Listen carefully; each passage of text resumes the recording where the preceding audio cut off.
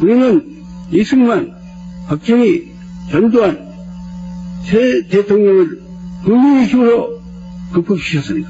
독재자가 나왔을 때도 반드시 이를 극복하고 민주주의를 회복했다.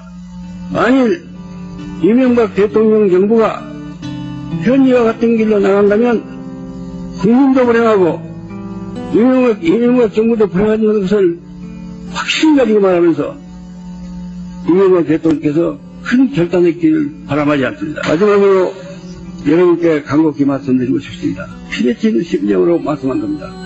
행동하는 양심이 됩시다. 행동하는 양심. 이번에 노무현 대통령이 돌아가셨는데 50만만 그렇게 소리를 냈다고 하면 노무현 대통령은 죽지 않았을 겁니다. 우리가 모두 행동하는 양심에 대해서 자유를 지키고 서민 경제를 지키고 평화로운 남북관계를 지키는 이 일에 우리가 모두 들고 일어나서 이 나라를 국민들이 안심하고 살아야 되는 나라, 희망이 있는 나라를 만들도록 합시다, 여러분.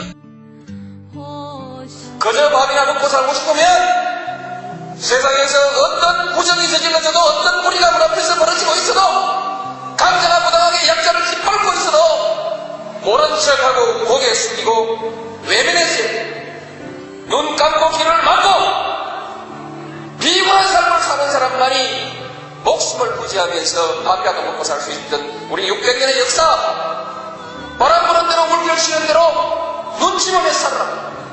너는 뒤로 빠져라. 이 비겁한 교훈을 가르쳐야 했던 우리의 600년의 역사, 이 역사를 청산해야 권력에 맞서서 당당하게 권력을 한번 쟁취하는 우리의 역사가 이루어져야만이 이제 비로소 우리 젊은이들이 떳떳하게 정의를 얘기할 수 있고 떳떳하게 무리에 맞설 수 있는 새로운 역사를 만들어낼 수 있다. 설사 정권을 빼앗기더라도 우리가 쌓아온 민주주의는 그대로일 것이라 생각했습니다. 그러나 모두 무너졌습니다. 보고 계십니까? 당신이 이루어낸 화해와 전진의 길이 이렇게 무참히 난도질당하는 것을 저들은 천안함 사건의 수많은 의문을 다 입막음하고 미국의 핵 잠수함을 불러들이겠다면서 한반도 위기 상황을 극한까지 끌어갑니다. 선거 한번 이겨보겠다고 전쟁까지 불사하겠다는 저 파렴치한 자들입니다. 당신은 누구도 원망하지 말라고 하셨습니다. 하지만 저들을 용서할 수 없습니다. 당신의 죽음으로 몰고 가놓고도 자신이 한 일을 부끄러워할 줄 모르는 자들이 아닙니까? 민주주의도 인권도 남북의 화해협력도 다 무너졌지만 다시 잡은 권력을 휘둘러서 재집권할 생각에 거칠 것이 없는 저들입니다. 주저하면서 역사를 바꿀 수는 없습니다. 빼앗긴 정권 2012년 반드시 되찾아오겠습니다. 질기고 깊은 수구 보수의 뿌리를 헤치고 국민들 속에 진보의 뿌리를 내리겠습니다. 자양분을 빨아올리겠습니다. 인권을 억제하는 법치의 논리를 뛰어넘어서 진보적인 민주주의를 회피해낼 것입니다. 이 세상에 살아있다는 것만으로, 대한민국에서 숨쉬고 있다는 것만으로 누구라도 인간다운 생활을 누릴 수 있는 사람 사는 세상 우리가 반드시 이겨내겠습니다.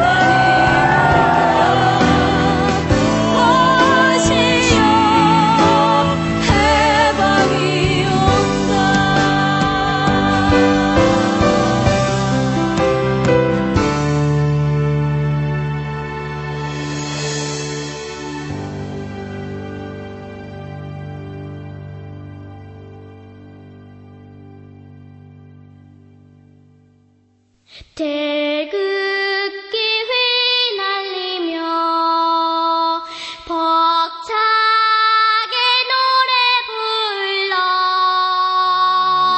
자유대한 나의 조국 길이 빛내리라.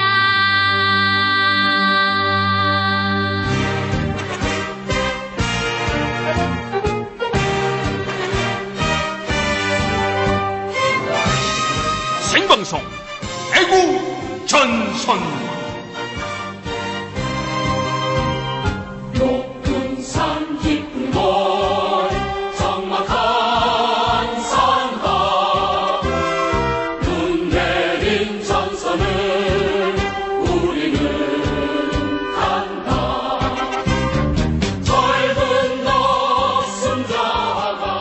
프로그램은 방송심의위원회의 심의 규정을 준수하지 않습니다. 청취자 여러분 안녕하세요. 12월 14일 허그데이 밤 생방송 애국전선 시작하겠습니다. 오늘 주제는 fog이나 도덕적인 MB 정보에 대해서 차근차근 짚어보기로 우리가 했는데요. 발음에 주의해야 됩니다. fog이나. 네. 오늘 한 주 동안 어떻게 사셨는지 이야기를 좀 들어보죠. 일단 근데요. 네, 오늘 목소리도 정말 좋아요. 네. 느낌 좋아. 오늘 터질 것 같아. 아니, 근데, 허그데이가 뭐예요, 허그데이? 허그데이, 포옹해준다고. 매월 14일이 예. 무슨 데이예요? 매월 14일? 네, 왜냐면 그게 2월 14일 발렌타인데이에서 시작해서 3월 14일 화이트데이, 4월 14일 블랙데이라는 짝퉁이 생겼잖아요. 그쵸. 마케팅이 다 들어와서 1월 14일은 다이어리데이. 그거 왜 외우세요? 저는 동아리식에서도 데이트집을 했고 그리고 부산 MBC에도 라디오 인터뷰로 무슨 데이 마케팅에 대해서 논평을 하다 보니까 이 매월 데이를 다 외워버렸어요. 문화. 그렇지. 원래 문화하시진 않아. 나 문화예요. 내가 요즘 헷갈려. 저 FT 아니고 문화. 넌 혜림 씨 포옹 좀 했어요, 오늘? 그래서? 허그데이? 아니요, 허그데이? 그냥, 이제 알았어요, 방금 전에. 최영일 님이 알려주셔가지고. 오늘 허그데이다. 그럼 나를 만들어갖고 안아줘야 되나? 그냥 하면 안 근데 되나? 그게 허그데이는 좋은 거예요. 왜냐하면은 이게 척추가 으스러지게 서로 안아주는 건데, 예를 들면 5월 14일 로즈데이, 장미사라 이거예요. 11월 11일 빼빼로데이, 사 먹어라 이거잖아요. 다 상술인데, 이 1년 중에 2번, 이 10월 정도에 키스데이가 있고요. 12월에 허그데이가 있는데 이건 돈이 안 드는 날이야. 그러니까 좋은 날이에요. 제가 보기에. 마누라한테 근데 안아달라고 그러려면 돈 좀 줘야 돼. 뭐야? 아니요. 저 지금 신혼이시잖아요. 왜 이래요? 저희 꽃가루야. 네네. 제가 알기로. 저는 오늘 그냥 꼭 한 분, 꼭 안아주고 싶은 분이 있긴 있네요. 누구? 우리 각하. 유지 씨? 기억자로 꺾어버리고 싶어요. 척추를 확실히 으스러지게 만들어주시고. 저 빗나가서 소개 중인데, 저부터 할게요. 네. 그렇지. 10만한 티를 부르는. 네. 디스맨. 악플 100개의 주인공. 네. 5선의 낙선 전문 기자였는데, 그냥 악플 전문 기자로 가죠. 악플 전문 기자. 네, 민중의 소리 정치부 현석훈 기자입니다. 반갑습니다. 네. 담배도 디스 피고 그러시잖아요. 디스 전문 기자. 디스 플러스. 플러스야. 역시 세게. 예, 저는 사회문화평론 하는 최영일입니다. 10만한 티는 잽이 안 돼요. 그렇지. 저는 1, 2화 때 이 티파니 양 헌정으로 100만한 티가 됐는데, 이 지난주에, 요번 주죠. 미편집본을 왜 내보내셨어요? 그것 때문에, 그 미편집본이 안 나갔으면 그냥 조용했을 것을, 낙곰수 또는 애국전선, 이런 팟캐스트 브론물을 듣는 분들이 대부분 백수일 것이다. 이런 엉터리 분석을 얘기했다가, 지금 트윗 폭파되고 지금 난리 났습니다. 난리 났죠. 참여 시간 하셔야 되는데. 그래서 지금 이 자기 인사가 참여 시간이 돼버렸는데요. 호가 생겼어요. 망언 최영일 선생. 망언고. 그리고 저는 이제 티파니 변태 순결한 중년 아저씨의 플러스해서 이제 망언 최영일 선생까지 망언 담당이 됐습니다. 지금 저희 애국전선 들어주시는 많은 청취자님들, 제가 이번에야 백수분도 계시지만 뜨끔뜨끔 찔린 분들도 이제 고해들이 들어왔는데 대다수의 분들은 정말 열심히 근로하시면서 먹고 사시면서 그러면서 또 저희 방송을 포함해서 이 좋은 방송들을 한 번도 아니고 2번, 3번, 4번 들어주신다는 것을 제가 알고 깜짝 놀랐고 존경하면서 참여합니다. 참여하세요. 한번 해주세요. 참여하세요. 그렇지. 네. 오늘 더 센 걸로 한번. 유유. 하지만 망언이 그칠지는. 우리 행동대장님도. SY죠.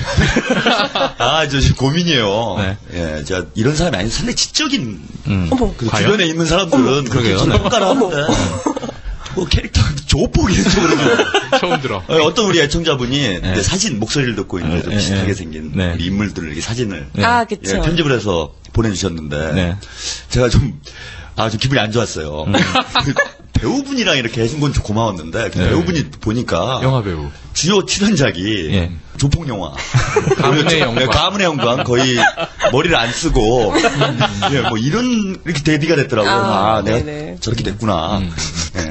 할 수 없죠, 뭐. 네. 예, 애국전선 때문에. 그냥 가려고요. 예. SI4 이걸로. 예, 한 두어 달은 할 수 있을 것 같으네. 예, 우리 두어 달. 디테일 줘.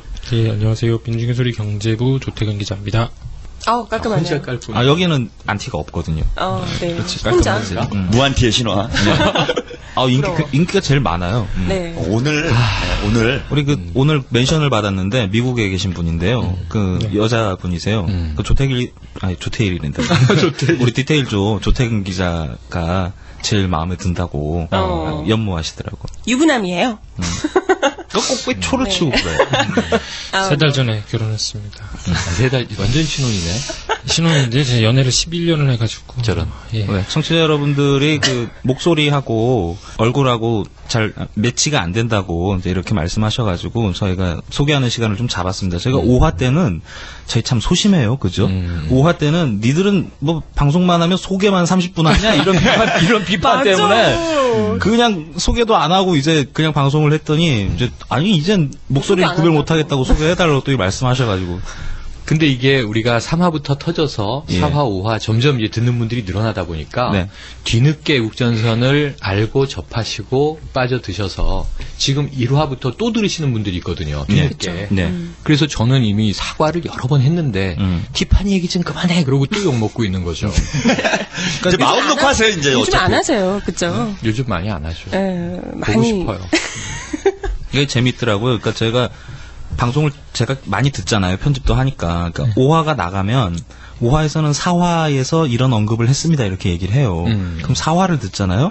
그럼 3화에서 또 이런 언급을 했습니다. 이렇게 얘기를 하는 거예요. 그러니까 저희 청취자 여러분들이 1화부터 달리기 하시는 게 아니고 5화부터 역주행하시는 거예요. 근데 그 서버가 폭주하니까 5화 듣고 제일 만만한 이제 다운로드가 되는 1화를 들으시는 거죠. 그래서 이제 또 욕하시는 거예요. 티파니 얘기 좀 그만하라고. 저희 티파니 얘기 안 한 지 지금 한 4주 됐고요. 근데 고무적이에요. 왜냐하면은 이 안티들이 많이 늘어나시는 건 참 가슴 아픈데 제가 이제 죄스러운데 또 그 와중에 티파니에 관심을 갖는 분들도 또 생겨요. 간혹. 그래요. 그래서 지금 티빠교들이 또 야금야금 모이고 있어요. 나중에 제가 그럴 테니까요. 지난주에 MBC 왜 순위 프로그램을 유리하고 티파니가 진행을 하잖아요. 그 평소에 안 보거든요. 채널 지나가다가 이제 티파니가 딱 보니까 최경 선생님 생각이 딱 나는 거예요. 혹시 이거를 보고 계시지 않을까? 늘 보고 있죠. 이거 티파니 얘기 길게 하면 또 악플 달립니다. 그래서 그냥 간단하게 정리하고 그동안 우리가 싸울 일들이 많으니까 전선 투쟁을 하는데 우리 월남전 미군 영화들 보면 블록버스터 이 파이바를 딱 벗으면 그 안에 자기가 좋아하는 여자 영화 배우 사진이 있잖아요. 그러니까 그런 거로 이해해 주시고 10화가 되면 제가 목표한 10화가 되면 이 티파니와 애국전선의 관계에 대한 어마어마한 비화를 제가 터뜨리겠습니다. 그렇군요. 4화 시작부터 망언으로 그런 건가? 이거 어떻게 또 진행해주려고 지금 벌써 너무 많이 얘기한 것 같아요. 네, 그래요. 본격적으로 시작을 해보죠. 네. 우리 타이틀이 좋아요. 우리 혜림 씨 한 번 더 부탁을 드려야 될 것 같아요. 타이틀이요? 오늘의 타이틀. 네. 퍽이나 도덕적인 MB 정보에 대해서 낱낱이 까발려 보도록 하겠습니다. 가시죠. 네. 우리 너무 좋다 진짜. 우리 자주 나와야 될 거예요. 나 또 100만한테 정말. 기자들 얘기긴 한데 MB 약자가 이메가였잖아요. 이메가. 예전에 시작할 때 그랬죠. 이메가인데 지금 멀티비리로 바뀌었더라고요. 멀티비리. 각하가 하도 이거저거 많이 해쳐 드신다고. 멀티비리. 그래서 저희가 연말 특집으로 기획 기사들을 쭉 잡고 있는데 자잘한 것만 대충 모아봤어요. 그러니까 자원외교 같은 거 말고 진짜 실제 각하의 비리로 추정되는 한 11건 정도 있더라고요. 그래서 저희가 기획 기사가 나가면 그거 한번 꼼꼼히 좀 보시면 될 것 같아요. 송년 특집으로 한번 다뤄주게 되겠네요. 우리 송년 특집은 좀 놀죠. 힘들어요 이거 방송. 벌써부터 저 TV표로 막 3시간 해달라고 그러는데. 아니 송년 특집 다 출연하지 마세요. 나 혼자 1시간 반 동안 참회 시간 갈 수 있어. 한 뭐 7, 8화 정도 갈 건데 나 혼자 참여해도 1시간 반 채울 것 같아. 제가 그 대한민국에 현존하는 모든 불경을 다 준비해 드릴게요. 목탁 준비하겠습니다. 그것도 또 참여해야 돼. 라이브 목탁. 출신은 기독교인데. 라이브도 돼요. 네, 저 목탁 잘 쳐요. 우리 목사님이 저 최집사는 왜 저러고 있어? 또 이럴 거 아니야. 지금 여러분께서는 생방송 애국 전선을 듣고 계십니다. 집사님이세요? 예. 맞아요. 산으로 갔습니다. 자, 들어가 보죠. 오늘은 그 디도스 얘기부터 좀 시작해야 될 것 같아요. 디도스. 지금 초미의 관심사인데, 그러니까 저희가 지난주에, 말씀드렸던 게, 디도스의 본질이 뭐냐. 이 디도스의 행위에 초점을 맞출 것이 아니라, 이 디도스를 은폐하려는 세력들이 등장했다. 네. 우리는 이 은폐 세력에 초점을 맞춰야 된다. 이제 이렇게 말씀드린 적 있어요. 그런데 실제 지금, 이 은폐 세력들이 또 등장을 했죠. 이게 금전이 오고 간 정황들이 파악이 되고. 그리고 근데 이게 액수가 보통 이제 거래를 하면 1억 프로젝트다. 이러면 1,000만 원 선수금으로 주고 계약금. 그다음 9천만 원을 주잖아요. 그렇죠. 이게 똑같은 줄거리로 나타나요. 돈이 오고 간 정황을 쭉 따라가 보니까. 성금, 중도금, 잔금 형태로. 그렇죠, 그렇죠. 그런데 얘네들이 한 가지 좀 궁금했던 게 있어요. 그러니까 김이 이제 박희태 보좌관, 네. 보좌관이죠. 다 아시네요, 이제. 네.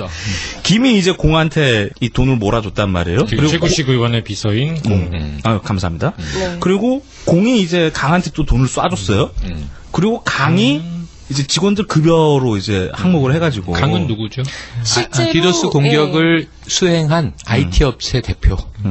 근데 이게 통장에 다 찍히니까 이렇게 어설플 수가 있냐 이런 의문이 들잖아요. 그런데 보니까 이것도 추정해도 되나 모르겠네. 그러니까 쭉 여쭤봤어요. 그러니까 업계 계신 분들한테. 그러니까 디도스 공격은 되게 잡기가 어렵대요. 굉장히 잡기가 어렵고, 그리고 사실은 이게 우리나라 사이버 수사대가 굉장히 실력이 있어요. 그래가지고 이제 뭐 사안이 심각하니까 그래서 좀 잡았던 것 같은데, 이게 경찰이 실수라고 얘기하는 게, 그러니까 오늘 이제 한겨레 20일 단독 보도로 나왔잖아요. 그렇죠. 그러니까 제가 볼 땐 검찰 쪽에서 일부러 흘린 것 같은데, 경찰이 이거를 알고도 발표를 안 했어요. 맞아요. 여기 이걸 왜 그랬을까 좀 고민을 해볼 필요가 있을 것 같아요. 그러니까 경찰 해명이 더 기가 막힌데 돈이 정상적으로 오고 갔고, 그리고 이제 비정상적으로 돈이 1억을 주고 돌려받았다. 이거 뭐 잠깐 모복돈 이제 쓴 거다 이제 이렇게 경찰이 발표하는데, 아니 왜 이거를 발표를 안 했을까 싶더라니까요. 생각이. 그렇죠. 그리고 경찰 우리 사회부 캠한테 물어봤어요. 경찰 뭐라 그러냐 이제 이랬더니, 그러니까 경찰이 좀 그런 경우가 있어요. 꼬투리가 명확하게 잡히는, 명명백백하게 드러나는 사실 있잖아요. 자기들이 자신 있는 거. 이런 거는 보도자료로 까는데, 자기들이 좀 자신 없으면 얘기 잘 안 해요. 그러니까 아니, 수사를 하는 건데, 수사상에 우리가 모든 혐의들을 다 이렇게 공개할 필요는 없지 않느냐. 일종의 좀 자존심 같은 건데, 이런 게 있었단 말이에요. 그래가지고 이게 경찰이 안 깠다 이렇게 얘기를 하는데, 이 믿을 수가 있나요, 이 얘기를? 궁색한 얘기로 들리네요. 그렇죠. 이거는 뭐 누가 위에서 눌렀다 이렇게밖에 보여지지 않는 거죠. 그리고 하나 또 고민이 되는 게, 뭐 자금이 어떻게 흘러 들어가고 1억을 준 걸 다시 돌려받는 과정이 있었잖아요. 그러니까 이 과정에서 처음에 돈을 배분할 때는, 그러니까 돈 받아서 디도스를 저질렀어요. 그런데 문제가 되니까 돈을 다시 돌려받은 거죠. 왜 그랬을까 이런 거죠. 이거는 누군가가 수사 상황을 알려주지 않으면 불가능한 거죠. 이렇게 볼 수 있을 것 같아요. 그래서 이거는 정말 우리 제목이 퍽이나 도덕적인 정권이잖아요. 네네. 뭐 어느 부분이 했는지 모르겠는데 이 돈이 오고 가는 과정, 그리고 저희가 지난번에 이 수사를 은폐하려는 아주 프로페셔널하고 디테일한 분이 나타나셨다. 그치. 이거는 전문가들이 덮고 있는 거다 이렇게 말씀드렸잖아요. 그러니까 이 돈이 흐르는 과정을 보면 이거는 정말 프로가 나타나서 덮고 있는 거예요. 아니 경찰이 수사를 하고 있으니까 돈이 뿌린 게 문제가 됐잖아요. 돌려받을 땐 5천만 원씩 2번 돌려받았단 말이에요. 빌려준 거로 처리하게 그렇죠. 다시 갚아라. 공 씨나 김 씨나 이렇게 나이 또래를 보면 이 1억 원 현금을 한 번에 만질 수 있는 그런 날들이 아니잖아요. 인물들이 아니죠. 그러니까 그런 걸 감안해 보면 돈이 오고 가는 과정, 그리고 다시 되돌려받는 과정, 요것만 딱 주목을 해보시면 될 것 같아요. 그러니까 의혹은 두 가지인데요. 하나는 1억이 어디서 났냐, 그리고 누구의 지시를 받고 돈을 돌려줬냐. 이거에 초점을 맞춰야 될 것 같아요. 고와 관련해서는 또 흥미로운 보도가 하나 있었던 게 아마 일요신문인가 이런 계열에서 몰라. 신뢰하기는 좀 힘들어요. 뭐 썬데이 이런 거랑 비슷한 거라 신뢰하기는 좀 힘들지만은 이런 보도가 있었어요. 한 달 전에 청와대가 보고를 받았다. 보고를 받았는데 이걸 은폐를 했다. 그럼 이게 뭐 좀 정리가 되는 게 있어요. 뭐냐면 그 1억인가요? 1,000만 원인가를 보낸 시점이 11월 초 경우로 제가 이렇게 보도를 봤습니다. 아마 11일이었나, 뭐, 빼빼로도레이를 맞이해서 보낸 건지 모르겠는데. 그것도 또 데이네. 대략 11월 하여튼 초경에, 요맘때에 돈을 보냈고. 보냈고. 잔금까지 보냈겠죠. 그 뒤에 이제 돌아온 거잖아요. 돌아온 건데. 처음에 이제 돈이 나간 시점은 그러니까 1,000만 원이 선금으로 지급됐다 이렇게 추정했잖아요. 선거 한 2, 3일쯤 전이었어요. 그러니까 마지막 잔금 정리라는 게 이제 선거 직후. 그렇죠. 선거 직후. 11월. 빤히 보이는 거고. 그렇죠. 11월 초경이었고. 한 달 전에 각하는 알고 계셨고. 그 시점에. 돈이 넘어가는 시점에 알고 계셨고. 그럼 한 달 동안 덮어놨던 겁니다. 그죠? 이걸 덮어놨는데 그 사이에 돈이 또 돌아왔어요. 그럼 이제 돌아오게 한 사람이 누군가? 이런 데 대해서 의문점을 갖게, 청와대에 의문점을 갖게 만드는 보도가 동시에 나온 거죠, 지금. 그래서 청와대가 이미 한 달 전 그 시점에 알고 있었고, 돈을 보내는 시점에. 그 청와대가 안 이후에 돈이 돌아왔다. 아, 이건 진짜 뭔가 큰 손이 지금 움직이면서 그림을 만들어가고 있는 과정이라는 추정을 하도록 만드는 상황이 정황들이 속속 포착되고 있는 거죠. 그렇죠. 일요신문 아까 일요신문 말씀을 해주셨는데 청취자분들 오해가 있으실까봐 그러니까 저희가 이제 그 일요신문 보고 몇 번 이렇게 의견을 주고 받았어요.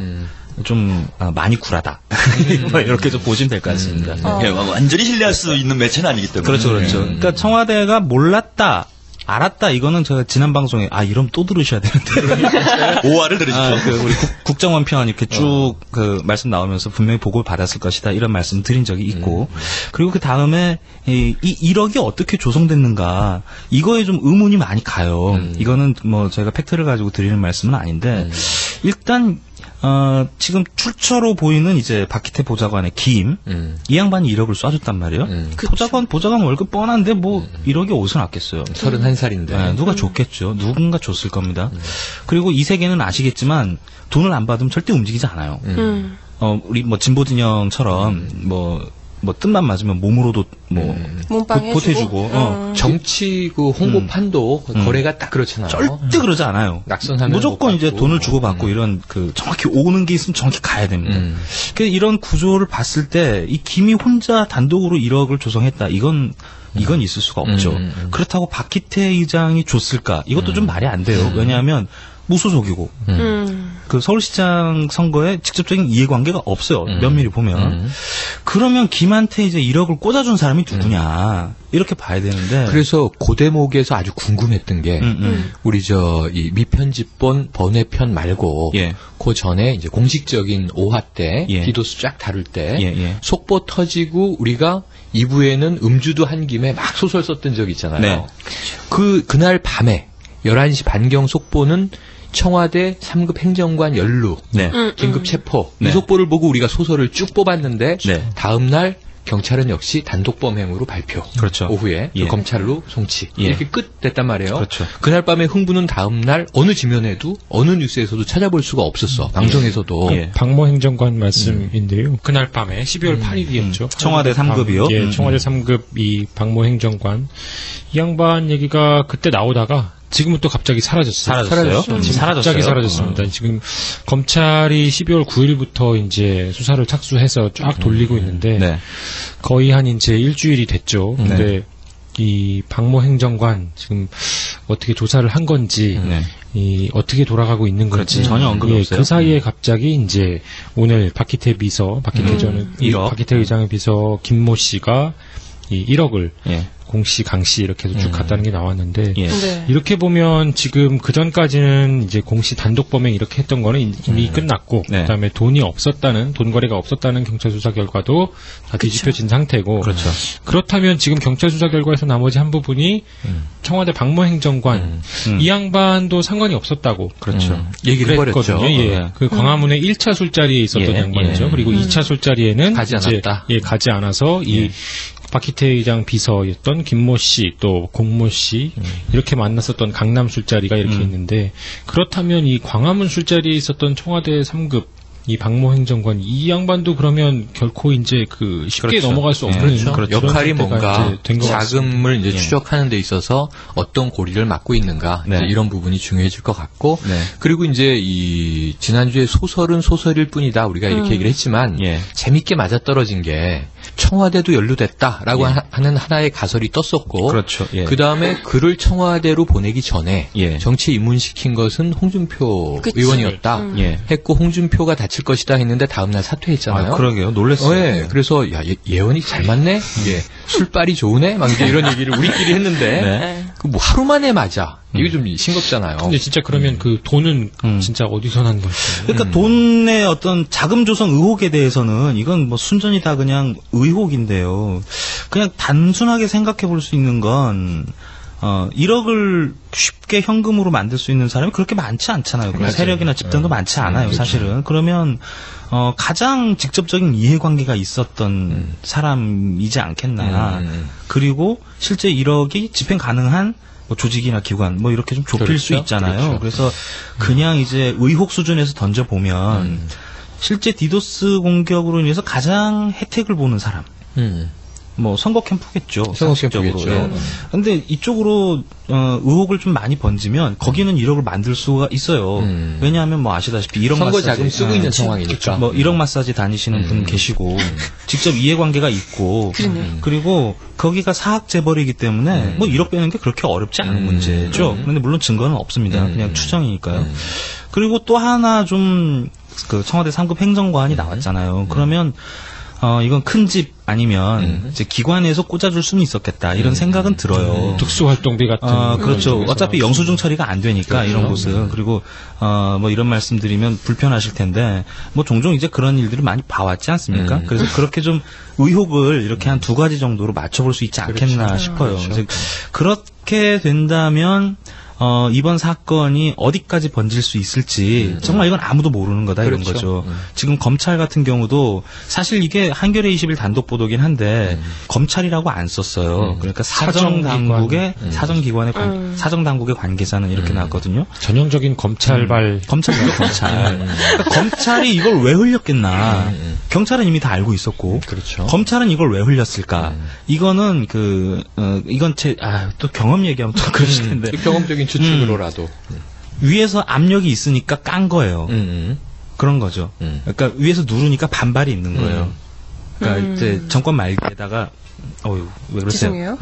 정권 말기에다가 이제 검찰도 이제 슬슬 개기기 시작하는 거죠. 나름대로 기본적으로 정의감에 불타시는 분들이 많기 때문에 그래서 좀 흘리지 않았을까 이런 추측이 좀 가능해요. 근데 진짜 이렇게 지나고 보니까 경찰 수사 발표는 다 지금 거짓말로 드러나고 있는 거네요. 그죠? 아까 이야기하신 것처럼. 은폐 의혹이 있는 거죠. 은폐 의혹. 네. 그래서 이 사람들 관계를 봐도 뭐 제 언론 보도 정확히 기억이 안 나 좀 찾아보다 못 찾았는데 공 씨하고 이제 그 강 씨하고 한 6개월 정도 같은 동양 사람이긴 하지만 친분이 생긴 건 6개월 정도다 이런 얘기가 어릴 있었어요. 때부터 알고 지낸 게 아니고 뭐 최근에 이제 좀 가까워졌다 뭐 이런 보도가 있었는데 뭐 가능하죠. 그 6개월 알게 된 사람한테 1억을 빌려준다. 말이 안 되죠. 상식적으로 말이 안 되는 얘기고요. 공 씨하고 강 씨. 공 씨와 강 씨가 이제 딱 직접 연결된 사이고 또 김 씨는 직접 연결된 정황이 일단 파악은 안 되는데. 세상에는 우리가 모르는 이타주의자들이 많이 있을 수도 있어요. 그래서 사랑의 실천. 이거는 정말 그 상식의 문제다. 그림을 이렇게 그리면 완벽하잖아요. 그 선거 전날 1,000만 원 성금 주고 공격 실행했어요. 디도스 됐어. 오케이 잔금 주고. 이건 깔끔하잖아요. 이렇게 그림을 그리면. 그런데 누가 누구한테 1억을 빌려주고 그걸 다시 돌려받는 과정에서 어떻게 돌려받고 막 이렇게 하면 소설이 되는 거죠. 이게 이때부터. 근데 이제 저는 광노현 교육감 재판하고 이게 싹 대비가 되는데 어떻게 보면 유사성이 있어요. 뭐냐면은 어떤 일이 있고 후보단이라는 일이 있고 당선이 되고 그러니까 선거라는 공통점이 있어요. 그 뒤에 이제 뭐 돈 거래가 있었다. 그래서 이제 구속을 해버렸다라는 겁니다. 그 정도 정황으로. 근데 지금 이거 거의 똑같은 상황 아닙니까? 그렇죠. 근데 조사조차 제대로 안 했다라는 거예요. 김씨. 똑같고 여기는 디도스 공격이라는 불법 우리가 확대해서 지난주에 얘기했지만 민주주의의 기본 주권을 유린하려고 했던 범죄적인 정황 이게 더 있으니까 박교육감 사건보다는 훨씬 더 큰 사건이죠. 일단 구속을 시켜봐야 되는 그런 정황이 있는데 지금 저희가 디도스를 주목할 때 이거는 그 적폐하려는 세력이 있다. 이 사건을 덮으려는 사람들에게 주목해야 된다 이렇게 계속 말씀을 드리잖아요. 그러니까 경찰이 이걸 왜 덮었을까? 처음에 이제 검찰 발표가 나왔을 때, 그러니까 한겨레 보도가 나왔을 때, 한겨레 20일 보도가 나왔을 때, 이걸 경찰이 몰라? 이랬던 거예요. 그러니까 예를 들면 기업 통장이나 회계장부는 워낙 이제 거래가 복잡하니까 잘 못 볼 수 있거든요. 그런데 뭐 개인 통장으로 돈이 오고 가면 급여 말고 목돈이 꽂혔는데 금방 보이잖아요. 경찰이 모를 수가 없을 텐데가 의문이었어. 오전 내내 의문이었어요. 그런데 경찰이 발표를 한 거 보니까 더 가관인 거죠. 알고는 있었던 거죠. 알고 있었는데 발표를 안 한 거예요. 그러니까 공작할 수밖에 없는 거고. 네. 근데 전 또 이건 또 다른 측면에서 좀 이상한 게 두 가지가 있어요. 이 선수들이 계좌이체를 왜 했는가? 이거 다 기록이 나오는데 그렇죠, 예전 같은 사과 박스, 찻대기, 그렇죠. 현금 거래, 전통적인 어떤 이런 기술을 가지고 있는 노하우가 풍부한 이런 정당이 어쩌다가 이렇게 됐나? 그 계좌로 오고 가는 거 다 걸리는 거 아닙니까? 이거 누가 봐도. 이제 온라인 시대가 바야흐로 된 거죠. 그리고 또 하나 이제 좀 희한한 게 200만 원은 뭘까? 1,000만 원, 9천만 원 이해가 된단 말이에요. 이건 선수금, 그다음에 1억, 잔금 뭐 이렇게 처리를 했구나. 이건데 200은 또 중간에 왜 썼을까? 그래서 저는 그게 블루. 그렇죠.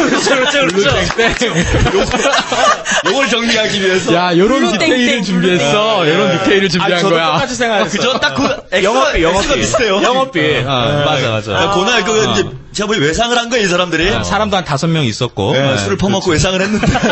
그 돈 왜 안 줘? 뭐 이렇게 된 거지. 죽게 이러고. 그날 내가 계산하기로 했잖아. 뭐 이런 상황 아닐까. 그렇죠. 대충 딱 그러면 그리 맞아요. 계산이 정확하게 맞아떨어지네요. 그리고 저도 200만 원의 출처에 대해서 굉장히 궁금했는데 그러니까. 명쾌하게 정리해 주시네요. 200은 블루땡땡 용이다. 대충 그 정도 가격에 200이 술값 핫반 술값이면 되게 큰 거죠. 근데 5명 정도 네, 이 얘기하면 조심해서 수위 조절해야 돼요, 이거. 아니, 얘기하죠, 뭐. 아니, 다른 얘기지만, SLS 일본 접대건, 박차관. 그거 400만 원대의 술 접대. 향응으로 그렇게 지금 이제 구속되고 나오고 있는 거잖아요. 거기 이제 환율 따지면 조금 이제 뭐. 일본은 더 비싸다? 500만 원 정도. 그렇죠. 500만 원 정도. 여기로 치면 한 500 정도. 그 우리나라는 뭐, 지난주에 말씀하신 템프로급이 200만 원대야. 아니, 훨씬 더. 아니죠, 이제. 그건 얘기하면 안 돼. 그냥 2차 계산을 하고, 한 몇백만 원 정도 미리 계산했는데 현금이 없어가지고, 거기서 이제 카드 계산했다가는 이제 또 이게 복잡하지 않습니까? 추정을 이제 하시는. 추정입니다. 이 대목은 근데 맞는 거 나만 몰라. 그러다가 이제 200 정도 외상을 하고, 너무 잘하시는데? 딱 그 액수야. 딱 그 액수야.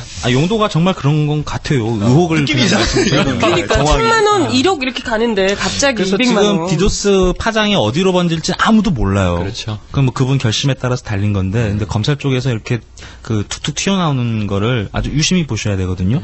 지금부터는 있잖아요. 언론에서 도저히 접근할 수 있는 방법이 없어요. 그렇죠.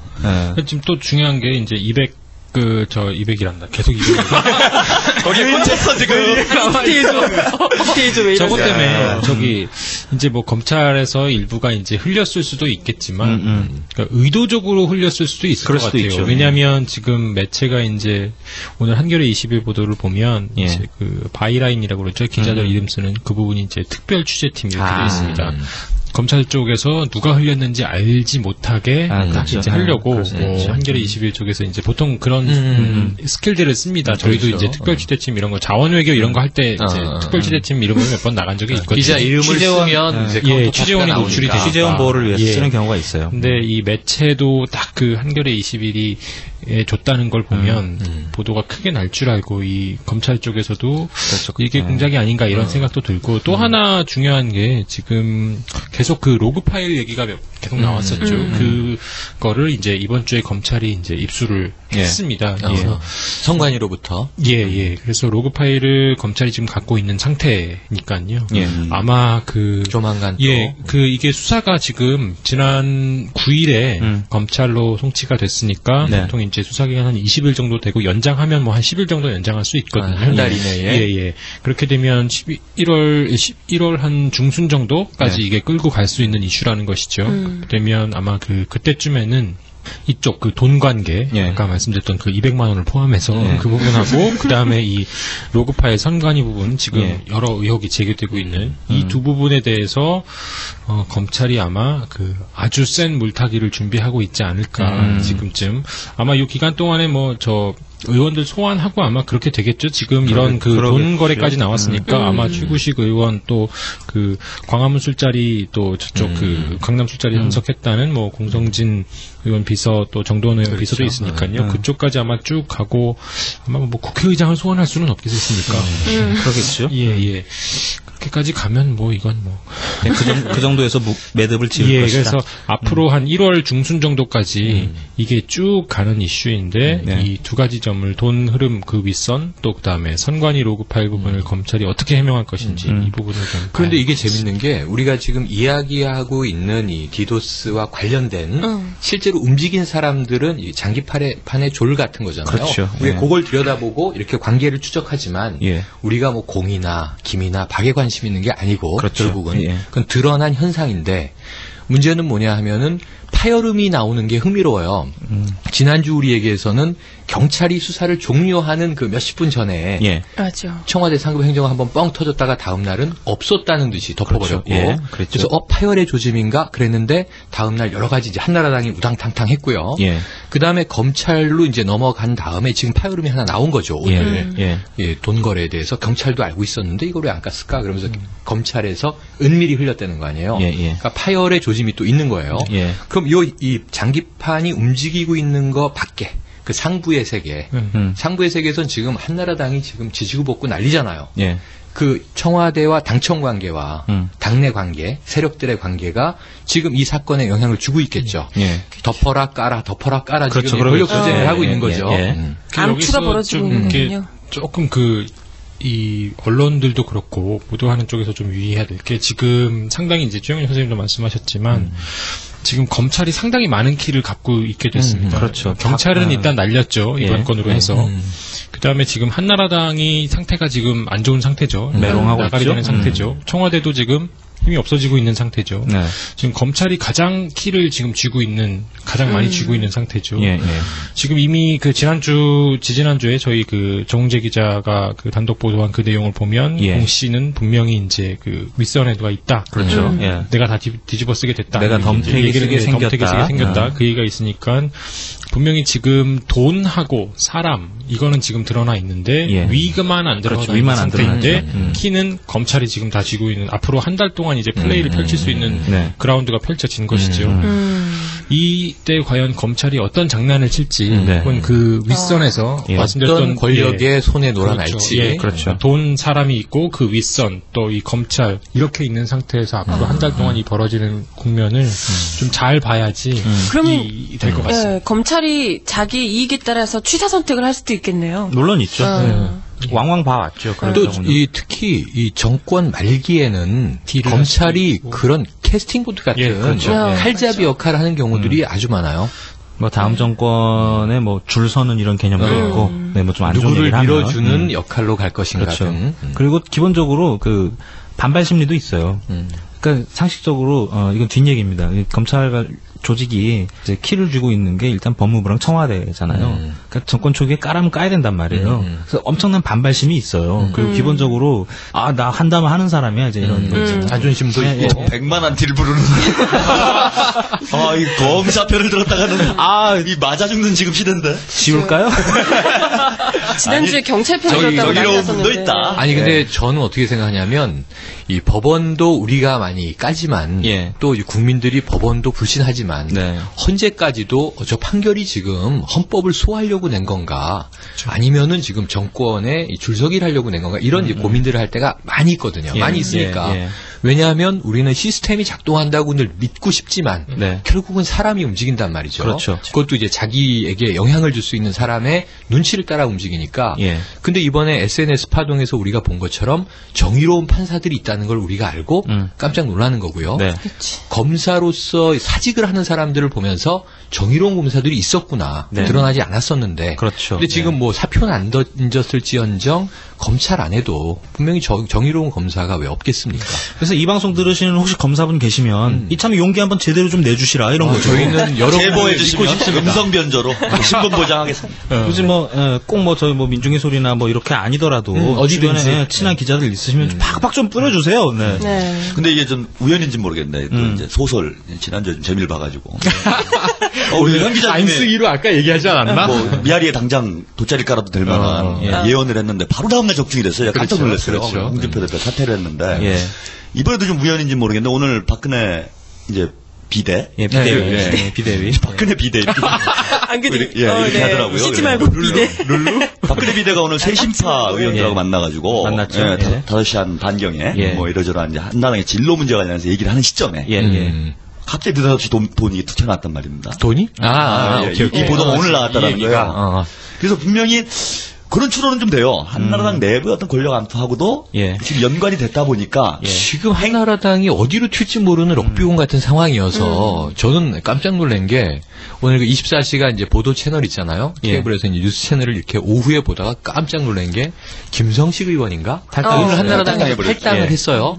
탈당이 이제 계속 줄을 이을 가능성이 있는데 빨리 봉합이 되지 않으면 이 김성식 의원이 나와서 인터뷰를 하면서 탈당과 관련된 자기 심경 이런 걸 얘기하는데 자, 한나라당은 이제 맛이 갔다 이런 표현을 쓰진 않았지만 요약하면 이 지금 신자유주의가 다 막을 내리고 있는데 아직도 이런 이념 편향적인 생각을 하고 있고 이 민생 양극화에 대해서 대책을 내지 않고 있고 그래서 저는 처음에 한나라당 탈당 의원인 거 생각도 못하고 굉장히 진보적인 의원이 발언을 하고 있네.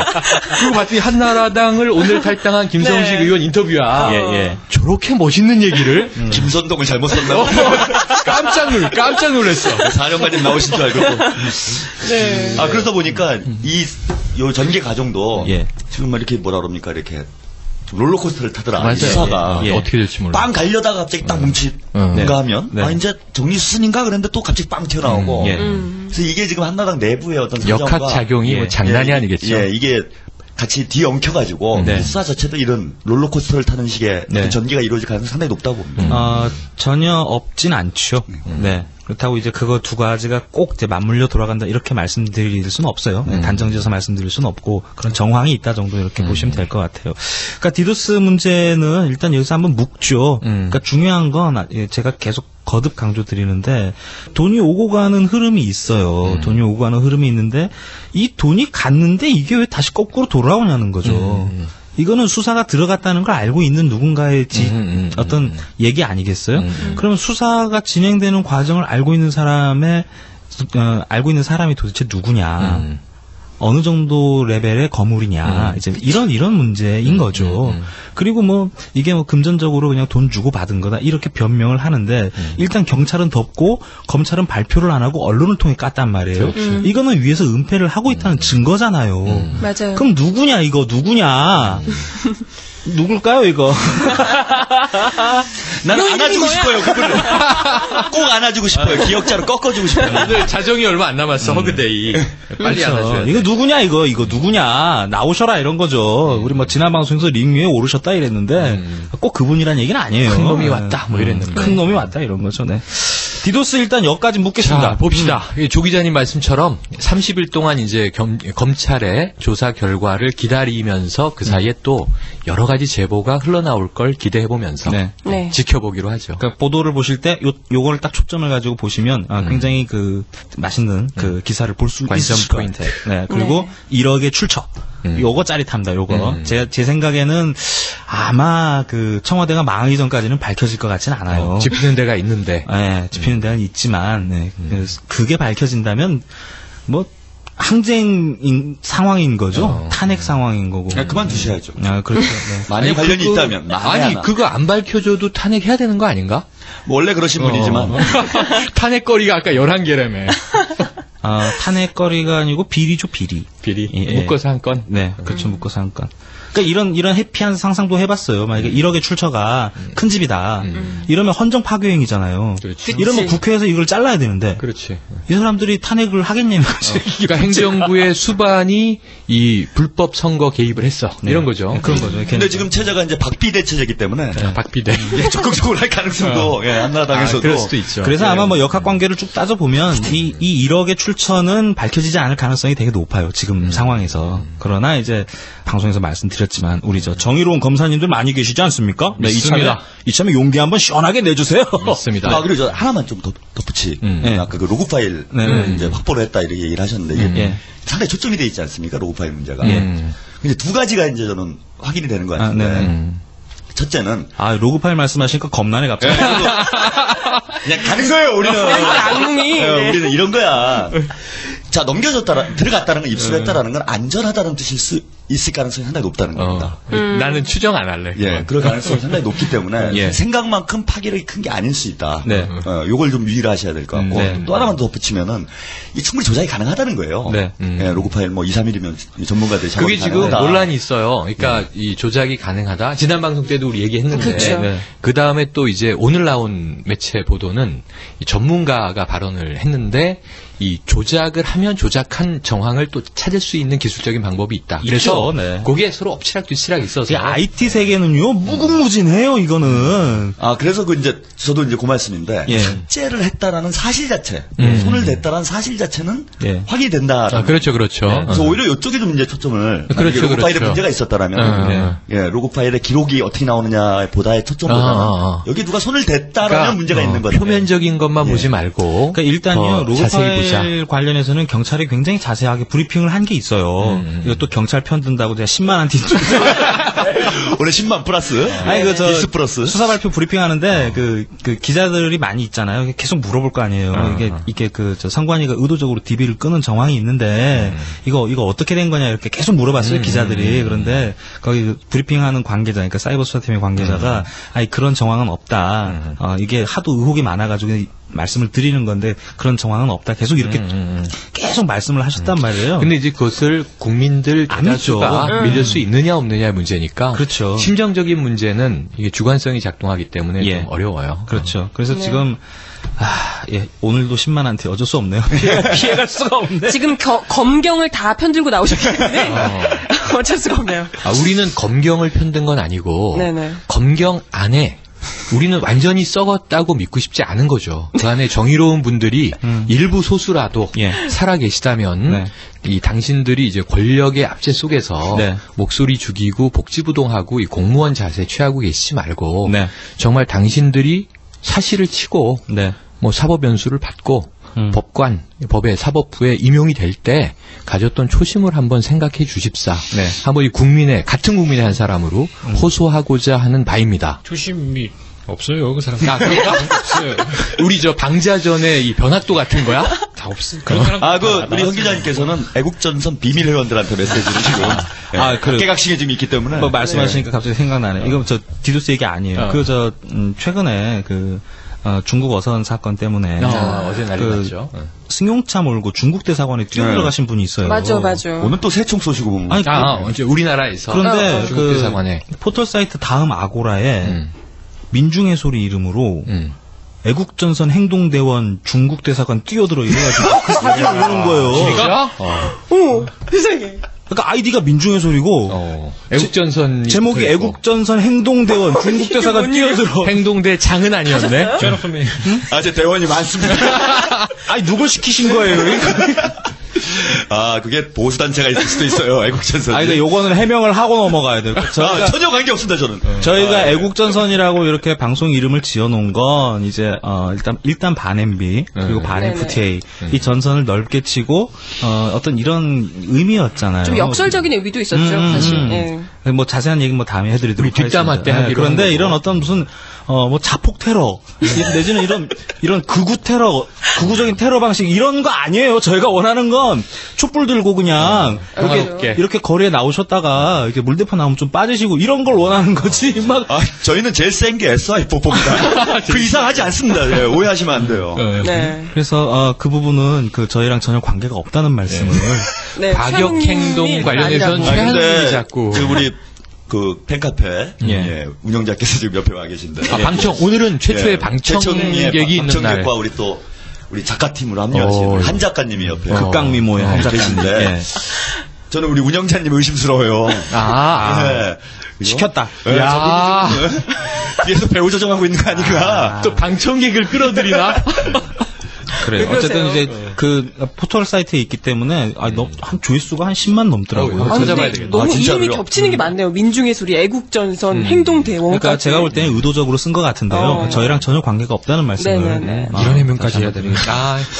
그거는 너무 많겠다. 좀 기울일 수는 있는데, 그거 좀 저희를 불쾌하게 생각하는 분들이, 그런 식으로 좀 뭔가, 이 여론 조성을 할 수도 있습니다. 그래서 여러분들이 절대 이건 오해하시지 마시고. 저는 트위터에서 정혜림 아나운서랑 며칠 전에 깜짝 놀란 게 우리 보고 수국골통이라 그래서 그렇죠.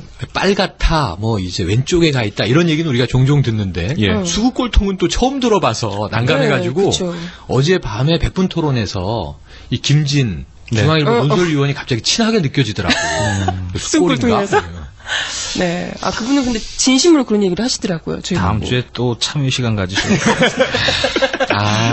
미리 준비해서 오시는 거 같지 않고. 네, 역시 망원 최영일입니다. 망원 최영일 선생님. 네. 혜림 씨, 저 편집 좀 한번 잡죠? 네. 지금 여러분께서는 생방송 애국전선을 듣고 계십니다. 동방의 아름다운 대한민국 나의 조국 반만년 역사 위에 찬란하다 우리 문화 오고 백과 풍선한 금수강산 옥천학원 완전 통일 이루어 영원한 자유평화 태극기 휘날리며 벅차게 노래 불러 자유대한 나의 조국 길이 빛내리라 자유대한 나의 조국 길이 빛내리라. 사람들은 마음 따로 몸 따로 후원하죠. 마음의 선물이 진짜 선물이라는 배고픈 세상. 은 중요하지 않아요. 중요한 건 그래서 민중의 소리가 CMS 후원을 원하고 있다는 거죠. 723-4266-CMS. 네, 생방송 애국전선 오늘 퍽이나 도덕적인 MB 정보에 대해서 자근자근 씹어보고 있는데요. 우리 앞에서는 이제 디도스 관련한 이야기를 좀 했는데 디도스? 요즘 아주 퍽이나 도덕적이게 구시는 분이 또 나왔잖아요. 우리 상황 정치하시는 이상등 ISD 형님. 네. 네, 그분이 오셨어요. 같이 올라오셨어요. 네, 그분 요즘 또 보좌관께서 7억 5천을 해드셨다고. 네. 또 보좌관. 그죠. 또 보좌관이야. 보좌관 정치라는 네, 새로운 정치의 패러다임을 개척하고 있는. 네, 이분 지금 구속됐죠? 그렇죠. 네. 국회가 그 의원실이 그렇게 안 커요. 안 넓어요. 되게 좁거든요. 그러니까 저희 스튜디오보다 조금 넓을 것 같은데 참 거기서 별일을 다 해요. 이번 돈 세탁도 하세요. 이분들은. 야, 어떤 세탁기야? 네? 나눠서 하셨다고. 참 별일을 다 합니다. 국회에서. 그러니까 요즘 한나라당의 권력 지형이 바뀌었다고 그래요. 보좌관들이 실세고 의원들은 바지사장. 얼굴 마당. 한나라당 보좌관들은 못하는 게 없어요. 씨름하죠, 무에타이하죠, 디도스 공격하죠, 돈 세탁하죠. 선거는 언제 한다고 도대체. 정치만 안 해? 사람들이 다 하는데. 의정 활동만 없어. 이 7억 얼마요? 7억 5천. 네, 7억 5천만 원. 네, 이 돈 세탁. 우리 조태근 기자 좀 브리핑 좀 해줘요. 예. 이게 좀 된 얘기죠. 사건을 거슬러 올라가 보면 된 얘기인데, 이 이국철 SLS 그룹 전 회장. SLS라고 이제 경남 지역에 소재한, 조선 선사죠. 이국철 회장은 저쪽 신사역 가시면 지하철 3호가 원래 안 한다 했어. 가로수거리 쪽? 예, 가로수길 신사역 3번 출구에서 올라가면 에스컬레이터 타고 이렇게 쭉 인간 내비게이션이야. 이국철 회장을 이제 만나러 저희 같이 그렇죠. 윤영구 기자랑 같이 이렇게 쭉 가본 적이 있습니다. 또 가봤구나. 예. 가로수길 가면 거기 가로수길 이제 3호선 신사역 내려서 가로수길 가기 전에 보면 이제 거기 이제 커피숍들도 있고 이런데 거기 빌딩이 하나 있습니다. 상가 건물 빌딩이 있는데 거기 이제 이국철 회장의 개인 사무실이 있어서 이제 기자들도 많이 불러가지고 이제 기자회견들 많이 했었죠. 그래서 많이 10월에 보면 신경민 사건, 신재민 사건, 문화체육부 장관 하려다가 지금 낙마했던 하여튼 가로수길 가다 보면 이제 그 건물이 있는데 이제 그분이 참 잘 나갔었죠. 그 폭로하고 막 이랬을 때 잘 나갔었는데 그때도 저도 가면서도 이게 생각이 들었던 게 이분 자꾸 이렇게 하면 언젠가는 잡혀 들어가실 텐데 이쪽에는 이제 그때 당시만 해도 이제 신재민 전 차관한테 뭐 돈 얼마 줬다 뭐 그렇죠. 이러면서 이제 쭉 풀어가지고 이제 인기가 이제 막 올랐었죠. 언론에서 이제 부르면 막 다 그냥 와가지고 기자들하고 이제.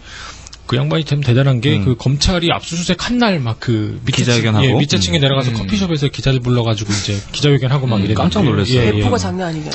저는 그거 보면서 이 양반 언젠가 잡혀갈 텐데 너무 이러시면 안 되는데 하던 순간이 바로 그 11월이었는데요. 그분의 배포가 왜 압수수색 많이 보셨잖아요 주변에. 보면은 압수수색 할 때 이제 목록이 있어요. 그래서 뭘 가져가는지 꼼꼼하게 옆에서 봐야 되는데 이국철 그분은 1층에 그냥 내려와가지고 기자들 오라고 그래서 기자회견 하더라고요.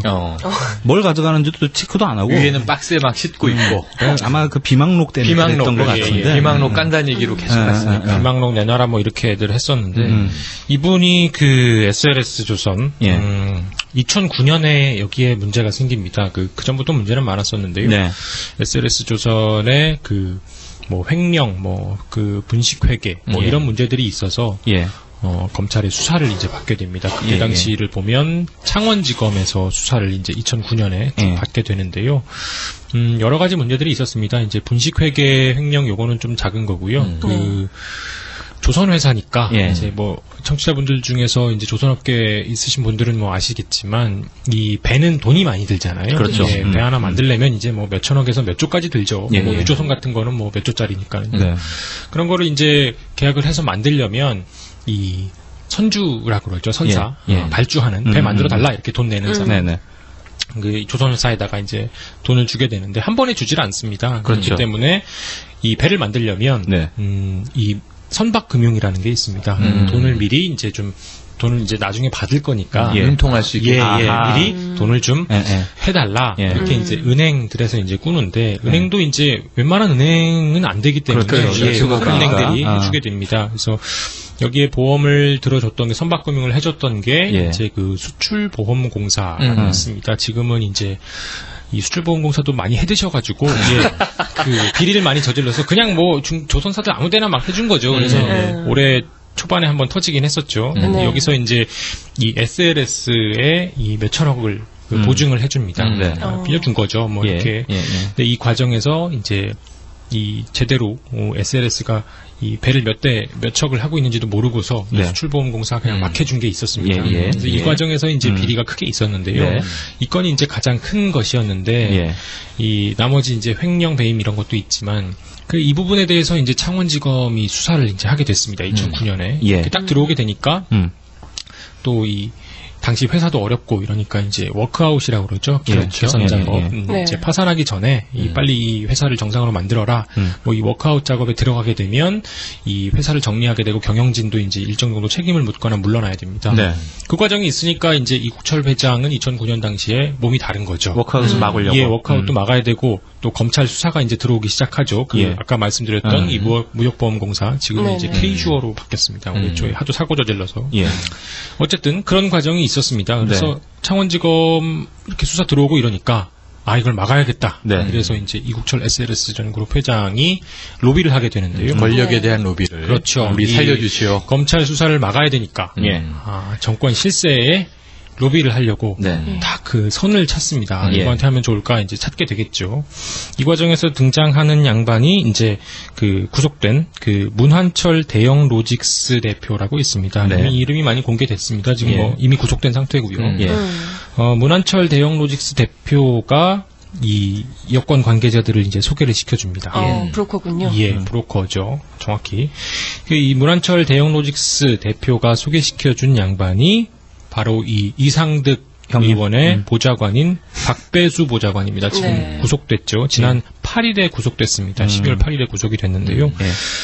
이 양반이 지금 뭐 받았다는 돈이 그 이국철 이 중간에 있는 대형로직스 문한철 대표를 통해서 받았다는 돈이 한 7억 5천 7억 5천만 원 정도 되는데요. 예. 처음에 받은 거는 한 6억 원 정도 되고요. 예. 그다음에 7억 5천은 통틀어서고요. 예. 6억은 이제 그 이국철 회장 쪽에서 받은 거고 나머지 1억 5천은 이제 그 저축은행 쪽에서 받은 겁니다. 저축은행은 조금 이따 말씀드리고요. 네네. 지금 6억을 이제 받았는데 이래서 지금 이 문한철 대표가 전해준 이 6억이 이 박배수 보좌관, 이 이상득 의원의 보좌관인 이 양반이 몇 지금 급이에요? 몇 급? 뭐 거의 수석급입니다. 수석보좌관급인데요. 이 코오롱 출신입니다. 코오롱 하면 또 이 이상득 의원이 있었던 데죠. 예. 그리고 그러니까 코오롱에 있던 사람을 보좌관으로 데려온 겁니다. 스카웃을 해서. 이 사람이 오는 게 지난 1996년이니까는요. 한 15년 됐죠. 그렇죠. 이 한 의원실에서 보좌관 15년 했으면은 이거는 거의 그 동지의 관계, 가신이라고 관계죠. 가신. 예. 어쨌든 이 양반이 8일에 이제 구속이 됐는데요. 바로 그 이후에 이제 그 이상득 의원이 지난 11일에 이 총선 불출마 선언을 딱 하게 됐는데요. 이 과정에서 이제 그 돈들이 많이 오갔습니다. 지금 보면 아까 말씀드린 대로 2009년 당시에 이제 로비를 해야 되니까는요. 이 문한철 대형로직스 대표도 접촉을 했는데 이 양반한테 이 야당들 주장에 의하면 또 이 이국철 회장의 비망록에 따르면 그 200억대의 그 SLS 그룹 자산을 넘겨줬다. 이 로비용으로 그런 얘기도 있고요. 이건 뭐 그 야당의 주장과 이 이국철 회장의 비망록에 나온 내용들입니다. 이 과정에서 이제 그 문한철 대형로직스 대표 이 중간에 다리를 놨던 브로커죠. 이 양반이 이 여권의 고위 관계자를 당시에 2009년 당시에 소개를 시켜줘서 이 양반이 그 창원지검 쪽에 검찰 쪽에 이 수사를 수사를 딱 막아주도록 이렇게 해서 로비를 했다. 이런 정황이 지금 뭐 오늘 최근에 이제 보도가 됐었고요. 이 중간에 이제 소개시켜준 분들이 많습니다. 이 대형로직스 문한철 대표가 이 박배수 보좌관 또 플러스 이제 이 박배수 보좌관과 함께 정치권에서 활동했던 여권 실세, 정권 실세라는 B 씨가 또 등장을 합니다. 이 B 씨가 이제 창원지검에 말씀드렸던 그 고위 간부 로비 대상이죠. 이 양반하고 고등학교 동창입니다. 그래서 이제 로비가 성공을 해서 결국 2009년에 이 말씀드렸던 그 수출보험공사의 선박금융, SLS 선박금융을 해줬다는 수천억대에 이 부분은 수사에서 갑자기 빠집니다. 그래서 횡령 배임만 들어가서 이 이국철 회장은 그때 살아남습니다. 불구속이 되고요.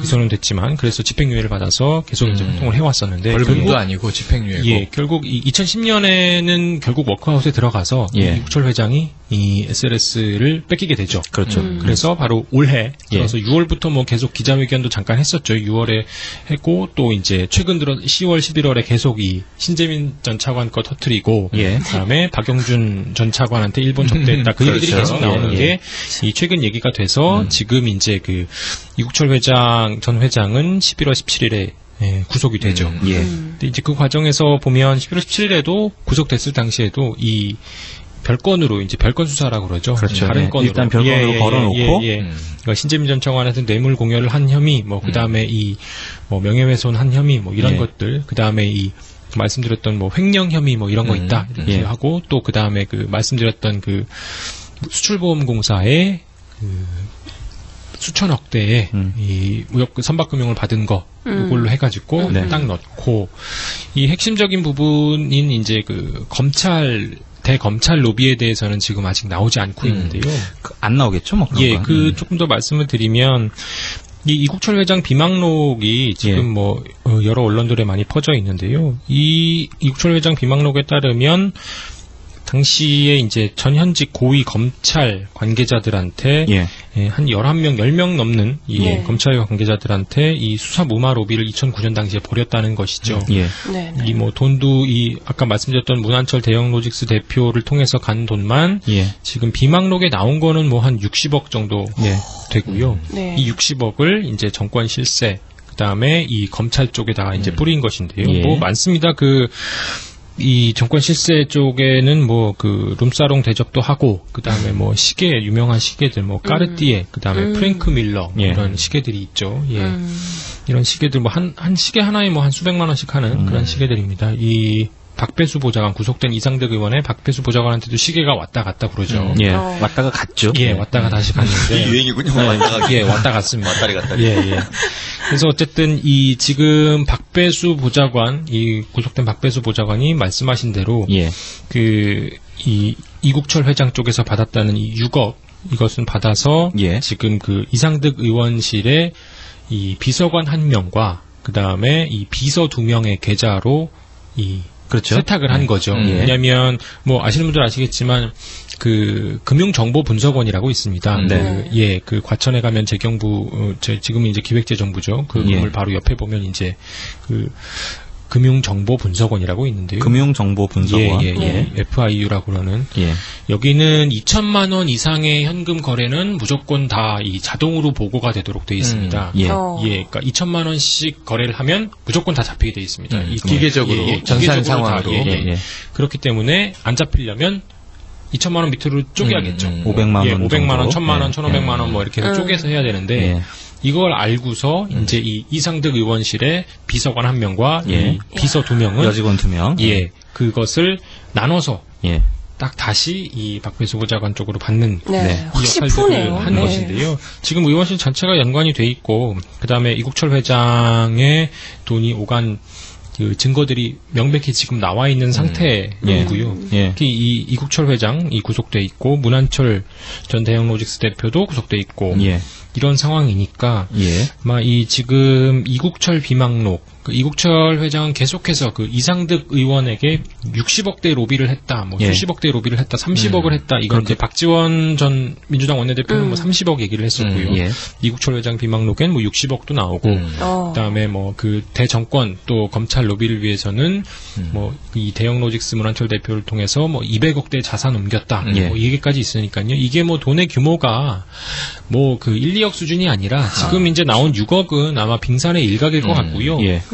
자산 200억 넘긴 부분, 뭐 또 30억 얘기, 60억 얘기 이렇게 나오고 있으니까요.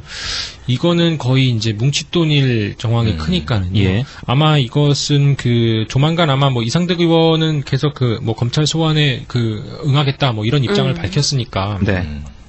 이 돈의 뭉칫돈의 흐름, 이것을 밝히는 게 또 그리고 또 한 측면에서는 대검찰 로비, 검찰에 대해서 지금 검찰 로비했다는 이름들이 나온 것들이 뭐 그 11명 나온 이름이 보면 다 검사장급들이거든요. 검사장이면 이제 지검장급들이죠. 뭐 그 중앙지검장 뭐 이런 그다음에 지방검찰청에는 지방검찰청 지검장 수준인데요. 검사장은 뭐 아시겠지만 검찰의 별이죠.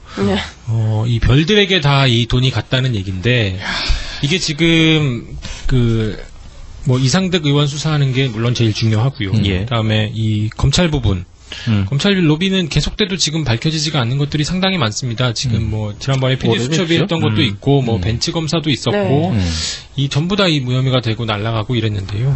이 검찰 쪽의 로비를 했다는 정황을 분명히 이제 이 드러난 것이니까 이것을 분명히 잡아야 되지 않을까 해서 이상득 의원, 검찰 이 두 마리 반드시 잡아야 되는 이게 이 이국철 회장 또 이 이상득 의원 쪽으로 가는 이 수사의 핵심이라고 볼 수 있겠는데요. 문제는 이제 그 지금 검찰이 계속 이제 물타기를 많이 하려고 그럴 겁니다. 뭐냐면 이제 그 말씀드렸던 별건으로 계속해서 넘어가 버린다든지.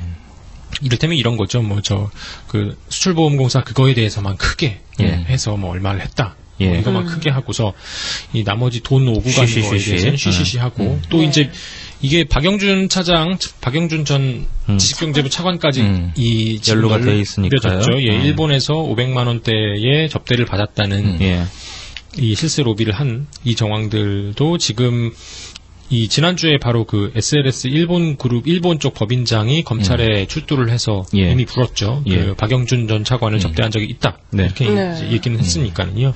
지금 이 어떻게 보면 이상득 의원의 현 보좌관, 그다음에 전 보좌관이 다 이제 여기 들어가 있고요. 일단 로비를 받은 정황들은 드러나 있고, 그다음에 검찰에 대해서 로비가 된 정황들이 분명히 있습니다. 그러니까 이제 창원지검에서 2009년 당시에 수사가 빠졌겠죠. 깨끗하게 이 마무리가 됐겠죠. 그러니까 이게 자꾸 듣다 보니까 보니까 처음에는 이제 전형적인 정경유착 사건이구나.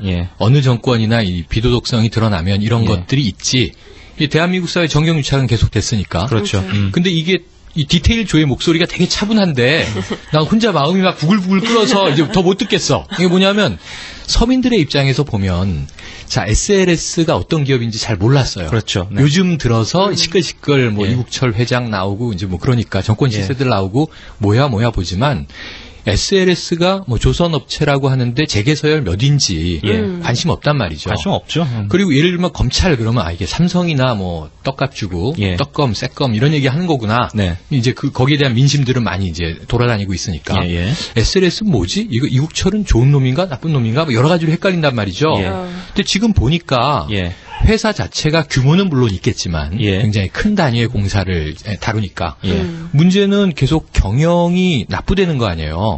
그러니까 계속 이 보증을 정부의 금융기관으로부터 받아서 그것을 대출을 받아서 여신 한도가 안 되는데 그 이상의 이제 수천억 대의 돈을 끌어다가 회사에도 퍼부었겠지만 이 중에 또 많은 돈들이 이국철 회장의 개인 자산이 얼마인지 우린 모르잖아요. 몇 조를 갖고 있는지 몇 천억을 갖고 있는지 혹은 깡통인지 우린 모른단 말이에요. 근데 지금 최소한 뭉칫돈으로 200억 이상 몇 천억이 될 수도 있는 로비 자금들이 수년 동안 뿌려져 온 거 아니에요. 이번 정권 들어와서. 그 전 정권에서 어땠을지 모르지만 그러면 드러난 정황으로 보면 이 사람은 지금 대출받은 돈을 그 정부 기관 금융에서 보증서를 주고 대출받은 돈이라는 거는 결국은 펑크나면 세금으로 땜빵하는 거 아닙니까? 그렇죠. 그러니까 국민들의 혈세가 뭉쳐져서 정부가 관리하는 돈으로 없는 여신을 만들어서 수천억을 땡겨서 수백억으로 술 사주고 뭉칫돈 주고 나눠 먹고 그다음에 우리 좀 뒤를 봐줘라. 그러니까 이제 그대로 놔두면 워크아웃 되는 거고 워크아웃이 패스가 안 되면 법정 관리 들어가는 거 아닙니까? 그러니까 이제 내 회사를 뺏기긴 싫다. 이 몸부림으로 지금 온갖 짓들을 저질렀는데 이 뻔한 나쁜 짓거리를 눈 감아주겠다고 뒤를 봐주겠다고 수많은 현재 권력의 실세들이 참여했다는 거 아니에요. 결론은. 또 이제 중요한 것이 제가 아까 좀 나중에 말씀드린다고 그랬던 이 이제 6억은 이제 그 이국철 회장 관련 비용이고요. 7억 5천이라고 그랬으니까 나머지 1억 5천 이 제일저축은행이라고 있습니다. 이게 저축은행 비리 올해 아주 계속 끌었었는데요. 삼화저축은행 1월 삼화저축은행을 비롯해서 부산저축은행 또 해서 계속 터졌었는데요. 이 제일저축은행은 이제 서울에 있는 저축은행인데요. 유동천 회장이라고 있습니다. 이 제일저축은행의 유동천 회장으로부터 1억 5천을 또 박배수 보좌관, 이 이상득 의원의 이 핵심 보좌관이 박배수 보좌관이 받았는데요. 이 제일저축은행은 또 이런 얘기하면 뭐라고 그러시죠? 3호선에 또 3호선에 오늘은 3호선을 집중 공략하네. 3호선에 동대 입구역 가시면 충무로로 갔어. 그 동대 입구역에 딱 내리시면 이제 거기 내리면 장충체육관이 있죠. 장충체육관 맞은편으로 보시면 제일저축은행 빌딩이 하나 크게 있습니다. 그게 원래는 거기가 제일저축은행 본점이었는데요. 10층 정도 되는 빌딩인데 지금은 이제 송파로 옮겼었습니다. 90년대 이제 송파로 옮겼는데 거기 있는 게 아니라 거기 있다가 거기가 원래 본점인데요. 길을 이제 지난 서울시장 재보선 전에 한번 취재를 갔었었는데 이제 영업정지 돼가지고 이제 다 붙어 있고 이랬죠. 서울시장 재보선 당시에 나경원 후보 그렇습니다. 바로 그 말씀드리려고 그랬는데요. 나경원 전 의원이 지역구 사무실이 바로 거기에 있었습니다. 그렇죠. 거기가 중구죠, 중구. 중구 장충동. 지금은 이제 행정구역으로는 신당동인데요.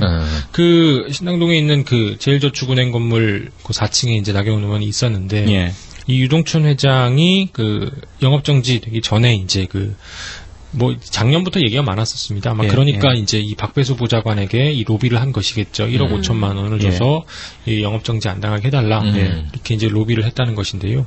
이 유동천 회장은 이게 좀 깊게 들여다볼 필요가 있습니다. 이 양반은 90년대에 신한국당 당뇨 지구당 부위원장을 지냈었습니다. 그러니까 지금 한나라당의 전신. 신한국당 중구지역위원회 중구지구당 부위원장을 지냈었는데요. 중구에 아주 터줏대가 그러니까 돈도 많이 내고 아마 그랬었던 것 같습니다. 그래서 이 부위원장을 지내면서 이 한나라당과도 깊게 연관이 많이 돼 있는 양반인데요.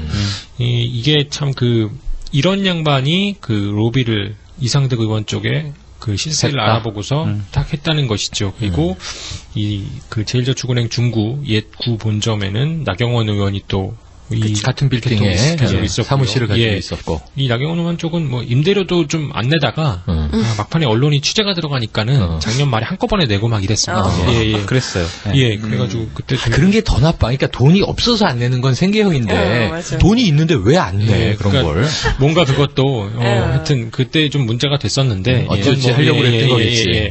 그러다가 이제 뭐 그 보도는 하지 못한 건데 뭐 아마 그것도 좀 그 유동촌 회장을 좀 뒤져보면 예를 들면 뭐 1억 5천 이것만 그 과연 했겠느냐 이 부분도 좀 들어가야 되는 이게 마음이 급한데 그래서 어쨌든 아까 그 뭐 이 정경유착의 이 문제들이 결국 국민 혈세 다 빨아먹고 엄한 쪽에서 자기네끼리 돈 나눠 먹는 잔치를 벌이고 있는 건데 그거 넘어가서 이상득 의원은 관련이 없지 않을 거 아니에요. 이게 보좌관 싸움만 지금 이 일부 2부 계속 보고 있는데 그렇죠. 걔네들도 죄 없는 권력의 앞잡이들이잖아. 죄가 없는 게 죄 있지. 근데 잔챙이들이잖아 결국은. 그렇죠. 더 나쁜 놈들은 시킨 놈들인데 하나도 안 드러나고. 본인은 지금 아니라고 그러시더라고요. 본인은 보좌관을 자기가 잘못 관리를 해서 ISD는 돈은 자기랑 관계없고 사람을 잘못 썼다. 그건 오해세요. 지금 다 이제 바지들이기 때문에 의원들께서는 힘이 없으시고. 그런 건가? 한나라는 제가 보니까 서열이 거꾸로 된 것 같아요. 구급이 제일 세고.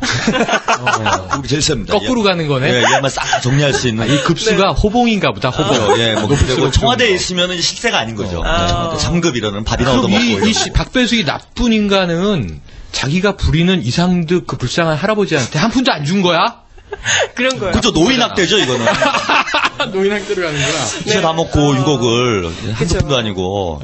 불쌍한 할아버지네. 그래요, 불쌍합니다, 진짜. 이게 지금 이국철 회장 수사에서 시작을 해서 지금 이것도 이제 그 앞서 말씀드렸던 디도스처럼 또 이 검찰이 지금 이 핵심 키를 또 쥐고 있습니다. 그러니까 자기네가 자기네 꼬리로 수사하고 있네 지금. 거꾸로 물고. 지금 앞서 말씀드렸던 그 보면 이제 그 이상득 의원 쪽도 물론 중요하고 제일 중요하지만 검찰의 그 이국철 회장이 2009년 당시에 그 엄청난 로비, 이 과연 이 그 시계들이 어디로 다 갔을까, 돈이 다 어디로 갔을까, 이 검찰 검사장급들을 다 이제 그 접대를 했다 그러는데 이것들이 과연 그 제대로 검찰이 물론 제대로 밝혀내지 않겠죠. 뭐 지난번에 그 여러 가지 사건들 뭐 벤치 검사 이번에도 보면 알겠지만 문제들이 있으니까 아마 검찰이 근데 이 지금 이국철 회장도 갖고 있죠. 그리고 신재민 전 차관도 갖고 있고 박배수 보좌관도 갖고 있고 그렇죠. 디도스도 다 지금 디도스도 다 갖고 있죠. 안에서 회의하나 모아놓고 아마 지금쯤 이 검찰은 이 손에 많이 쥔 게 많죠. 이상득 건도 있고 디도스 건도 있고 여러 가지가 있으니까 또 내년 또 이 총선이 있고 대선이 있겠다 이렇게 해서 아마 안에 있는 그 검찰의 그 머리 빨리빨리 돌아가시는 분들 위에 이제 몇 명 있죠. 그 양반들이 아마 지금 그 작전 짜고 있겠죠. 지도를 많이 잘 그리고 있지 않을까. 근데 이제 유의하셔야 될 게 지금 SLS만 여기가 260억까지 일단 얘기가 나온 거예요. 실제 뭐 오고 갔는지는 뭐 모르겠지만 하여튼 확실하게 뭐 이국철 회장이 얘기한 건 60억 나왔고 뭐 200억 얘기도 좀 있고 그런데 지금 이명박 정부 들어와가지고 경기가 계속 안 좋았단 말입니다. 많은 회사들이 지금 상당히 작살나는 상황에 이런 상태였고 그러니까 저축은행 것만 놓고 보더라도요. 제일저축은행도 영업정지 당했지만은 많이 당했어요 지금. 한두 구이가 아니죠. 다 그냥 망했겠냐 이거예요. 가만히 앉아갖고 우리 영업정지 당하자 이렇게 하진 않았을 거라는 겁니다. 뭐 몸부림을 쳤을 거다. 정치권에 손을 대가지고. 다른 쪽을 좀 정지시켜달라. 저축은행에 이렇게 빨대 딱 꽂고 쪽쪽 빨아드신 분들이 계신 거죠. 그러니까 이게 대표적인 케이스인데. 이게 뭐 어떻게 보면은 뭐 정권 말기에 터지는 어떤 뭐 복잡한 뭐 검찰에도 이제 뭐 로비 자금이 들어갔다 이런 얘기가 있고 그리고 이제 국회에서 돈을 세탁하는 이런 사상 초유의 일이 벌어졌어요. 근데 우리가 주목을 해야 될 거는 뭐냐. 이게 각하 형님이 여기 연루됐다는 거죠. 그러니까 과거에 이제 노무현 대통령 시절을 좀 돌아보시면 그러니까 노건평 씨가 이제 어떤 뭐 사건에 연루돼가지고 이제 어떤 도덕적으로 굉장히 그 비난을 많이 받지 않았습니까? 농협 자회사 그 다음 그 직후로 그 정권이 섰어요. 사실상 할 수 있는 일이 별로 없게 된 비난을 어마어마하게 받으니까. 그런데 지금 보면 이분들은 굉장히 대담하신 거죠. 그러니까 동생이 청와대에 있으니까 국회에서 돈 세탁을 하는 거예요. 그것도 직원들 계좌 동원해가지고. 자기 사전 줄 알고 국회를. 신성한 국회를. 그렇죠. 무슨 의원실에 세탁기가 있는 것도 아닐 텐데. 그러니까 이 이상득 의원이 어쨌든 뭐 자기 뭐 불출마하겠다 이렇게 얘기도 하면서 뭐 자기 뭐 검찰 수사 당당하게 받겠다 뭐 이런 얘기들도 하고 있지 않습니까? 근데 지금 이상득 의원이 6선이에요, 6선. 6선에다가 올해 76이에요, 76. 네. 그러면은 만약에 이 양반이 또 출마해가지고 19대에 간다. 8순 되겠네. 그렇죠. 8선 되는, 7선 되는 거죠, 7선. 그러니까 이 영감님은 더 이상 정치를 할 수 있는 나이가 아니에요. 그래서 뭐 사건에 연루돼서 죄송합니다 해가지고 뭐 불출마 선언하고 이런 것 같지만 이미 이제 연루하신 거죠. 네, 나이가 많아서. 검찰에서 이제 수사를 이제 이상득 의원을 한다고 해도 여러분들 아마 기억하실지 모르겠지만 저 2007년에 BBK 수사할 때 왜 그 검찰이 그 이명박 당시 후보를 저쪽 그 종로 뒤쪽에 있는 괜찮은 그 한정식 집에 가서 그 그렇죠. 곰탕을 먹으면서 30분 동안 30분 동안 얘기를 했었죠. 그러니까 아마 그 형님은 아마 조금 더 괜찮은 거를 먹으면서 보양식을 드시면서 10분 검찰에 아마 딱 들어가면 그럴 겁니다. 이 검찰청 이 서초동에 딱 올라가면 엘리베이터 타고 올라오면 뭐 어서 오십시오 이렇게 한 다음에 형님 이러잖아요. 준비해 놓고서 딱 이렇게 밥 한번 드시고 조금 쉬다가 가십시오. 이러지 않을까. 그러니까 대통령의 형, 그러니까 우리 그 형님께서 등장하셨어요. 형님께서. 네, 상황이시죠, 상황. 네, 전면에 나온 상황인데, 그러니까 이 양반을 조사하는 주체가 검찰이라는 게 이게 정말 안타까운 일이 됐어요, 지금. 서로 같이 헤쳐드시고, 그치. 그 중에 이제 그 돈이 돌아 자기네가 나눠 먹고, 그렇죠. 자기네가 뭐 피의자와 이제 뭐 용의자와 그다음에 이제 수사하는 자의 입장에서 그렇죠. 한 테이블에 만나서 그걸로 뭐 해드셨어 이러고 있는 거야 지금. 그러고 보면 이상득 의원이 자신만만하게 검찰 조사 받겠다 하는 것도 일리가 있죠. 이유가 있네. 푹신한 소파에 앉으셔가지고. 그러니까 이게 지금 저 아주 미치겠는 게. 자, ISD라고 부릅니다. 우리가 약자로. 네, 그렇죠. 그 한미 FTA의 이제 전형적인 독소 조항에 이제 이니셜을 따서 붙였고, 그야말로 이제 대통령의 형, 무소불위의 권력, 그리고 또 이제 우리나라에서 그 EC를 LEE 이렇게 쓰니까, LSD 이렇게 부르는 분도 계신데, 그 마약의 일종이라면서요. 그래서 뭐 LSD라고 해도 마약, ISD는 독소. 완전히 이게 대한민국에, 나 혼자 부패하는 건 모르겠는데, 뭐 자기네 이제 측근이나 말아먹고 그런 건 모르겠는데, 차라리 조폭은, 우리 뭐 강철중 형사가 공공의 적에서, 깍두기들은 이제 이 밝은 세계로 나오지 말고 니네 세계에서 놀아 이러잖아요. 지네 세계에서 물고 뜨고 놀면 모르겠는데, 지금 나라를 헤쳐먹고 있잖아, 여러 가지로. 족족 빨대 꽂고 말아 드시고 계시죠. 제가 볼 때는요, 지금 서울구치소 쪽에서 빨리 움직여야 될 것 같아요. 구치소 사상 초에 가족실을. 가족실? 준비를 좀 해야 되지 않을까. 가족실. 그러니까 이제 벌써 지금 확인된 것만. 이분은 이미 사업체를 된 분인데. 그 영부인. 사촌 언니. 사촌 언니. 김옥희 씨. 정권 초기에. 오키 씨. 그렇죠. 30억 먹고. 일찍 가셨어요, 그분은. 이분 이제 임복역직입니다. 자리 잡고 계신 것 같고. 곧 나오셨습니다. 나왔어요? 출소했어요? 빠르네요. 형이 얼마야? 지금 뭐 몸이 좀 안 좋으시다고 그래서 병원에서 계속 이렇게 쭉 있다가. 그 허약한 분들이 이렇게 돈은 많이. 병보사? 그런 분들은 꼭 몸이 안 좋으시더라고요. 그리고 이제 30억이 뭐 기껏 이제 한 뭐 1년 살았나? 네. 뭐 제대로 하여튼 복역을 안 하고 있습니다. 하루 호텔비가 얼마인지 모르겠네. 아니 그러니까 이게 또 있어요. 그 이명박 대통령 사촌 처남 김재롱 씨. 그죠. 이 양반 또 저축은행 로비혐의. 그렇죠. 출국 금지 조치가 돼 있는데. 이거 이제 또 우리 이상득 의원하고 자연스럽게 연결이 되는 거죠. 그래서 이제 두 분이 세트로 또 저축은행 건으로 곧 가시게 될 가능성이 상당히 높은 이렇고.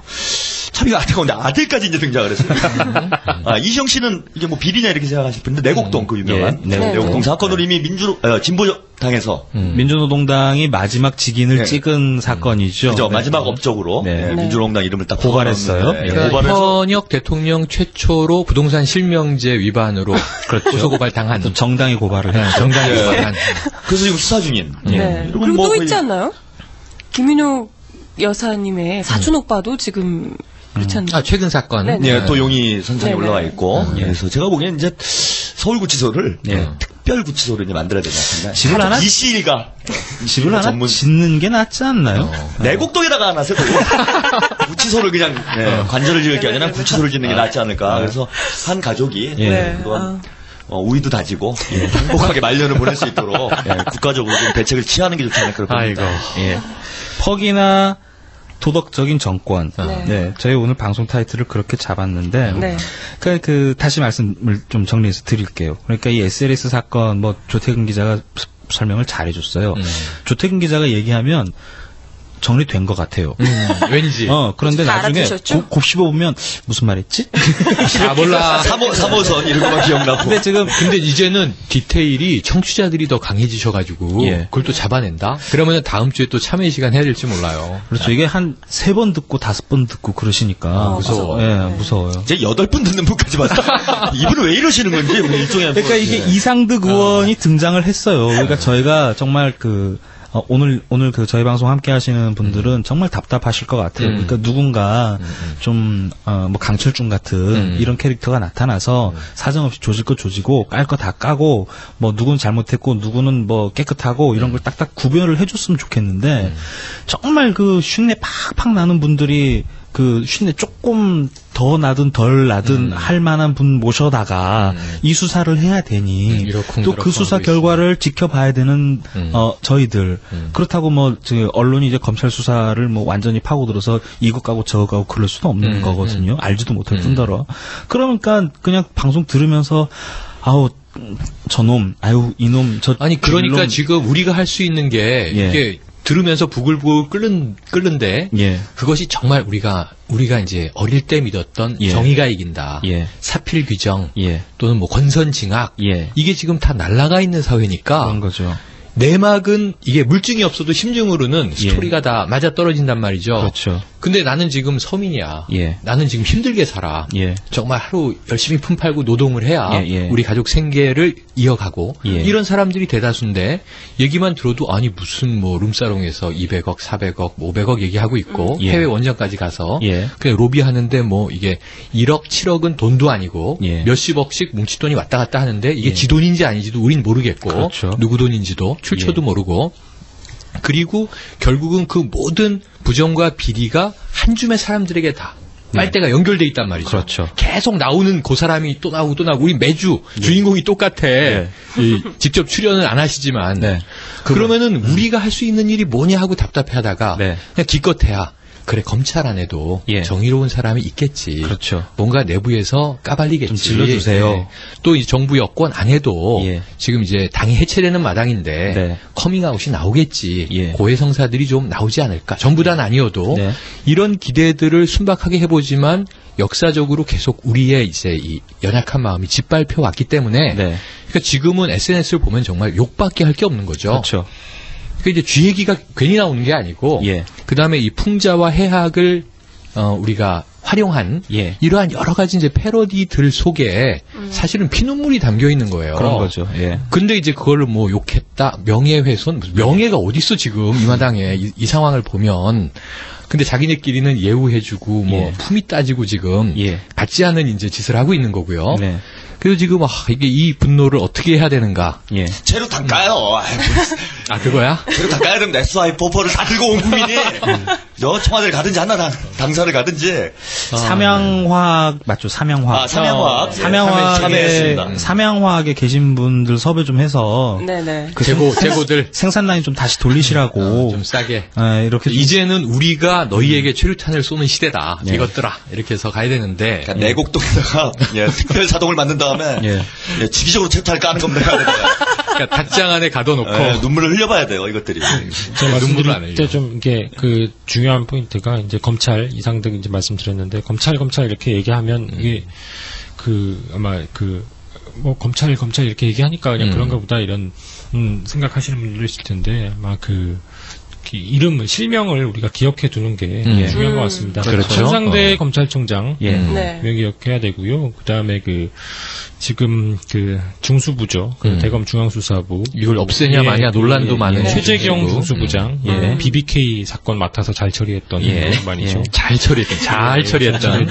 그다음에 지금 서울중앙지검 특수부에 있는 이 1차장, 2차장들 전부 다 이름을 기억해 두셔야 될 것 같고요. 이제 한상대, 최재경, 그다음에 서울지검 특수부, 중앙지검 특수부 이쪽은 지금 거의 다 지고 있습니다. 지금 뭐 디도스건 뭐건 이번에 지금 이 SLS 이건 한두 개가 아니고요. 다 처리를 아주 잘 해오신 분들인데 이 한상대, 최재경, 이 서울지검, 중앙지검 특수부 이분들은 반드시 기억을 해두셔서 이 FTA 151명의 의원들 이름 기억하는 것도 중요하지만 이런 검사분들, 이 검찰 수뇌부 정말 일선 지검에 계신 분들은 맨날 이 민생 치안 하시느라고 다 때려잡고 조폭 때려잡고 이런 분들이 많거든요. 실제 1600명 검사가 한 1600 정도 되는데 600명 분 정도 되는데 정말 이 상층부에 이분들 나머지 분들 정말 아까 말씀하셨다시피 초심 잃지 않고 하시려는 분들 백혜련 검사 지금 나온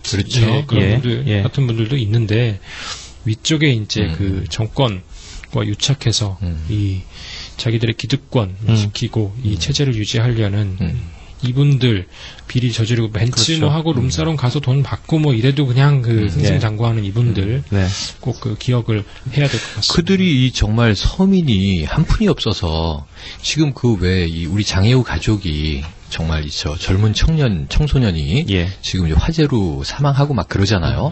소방관은 이 겨울에 지금 정말 화재에 진압하다가 사망하고 정말 우리가 이제 공무원이지만 해경 17년 근무했던 분은 지금 국경 상황에서 우리 어로 지키겠다고 또 이제 중국하고 이제 사망 사건 나고 이렇게 우리가 얘기하는 그야말로 생존 투쟁의 현장, 삶의 현장에서 참 부대끼며 살다가 힘들게 죽어가는 사람들은 그들이 공공에 있건 민간에 있건 자영업이건 이 백수건 간에 정말 이 힘없는 서민, 우리가 민초라고 얘기하는 사람들이고 지금 얘기하는 검사들 이름 국회의원 이 300명도 안 되지 않습니까?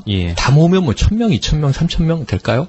그들이 지금 이 한 국가를 주물럭주물럭 하다가 말아 처먹는데 저는 이게 정권 후기에 애국전선이 그때도 계속 간다면 우리 애국전사들이 다뤄야 할 이 산적한 문제가 한미 FTA가 너무 긴급해서 우리가 전선을 그냥 빨리 준비 없이 시작을 했다가 그 다음에 이제 한나라당 문제 무슨 이제 이 MB 문제 오늘은 또 검찰까지 얘기하고 그러는데 지금 이 전선들은 점점 확대되고 있고 사건들이 너무 많아.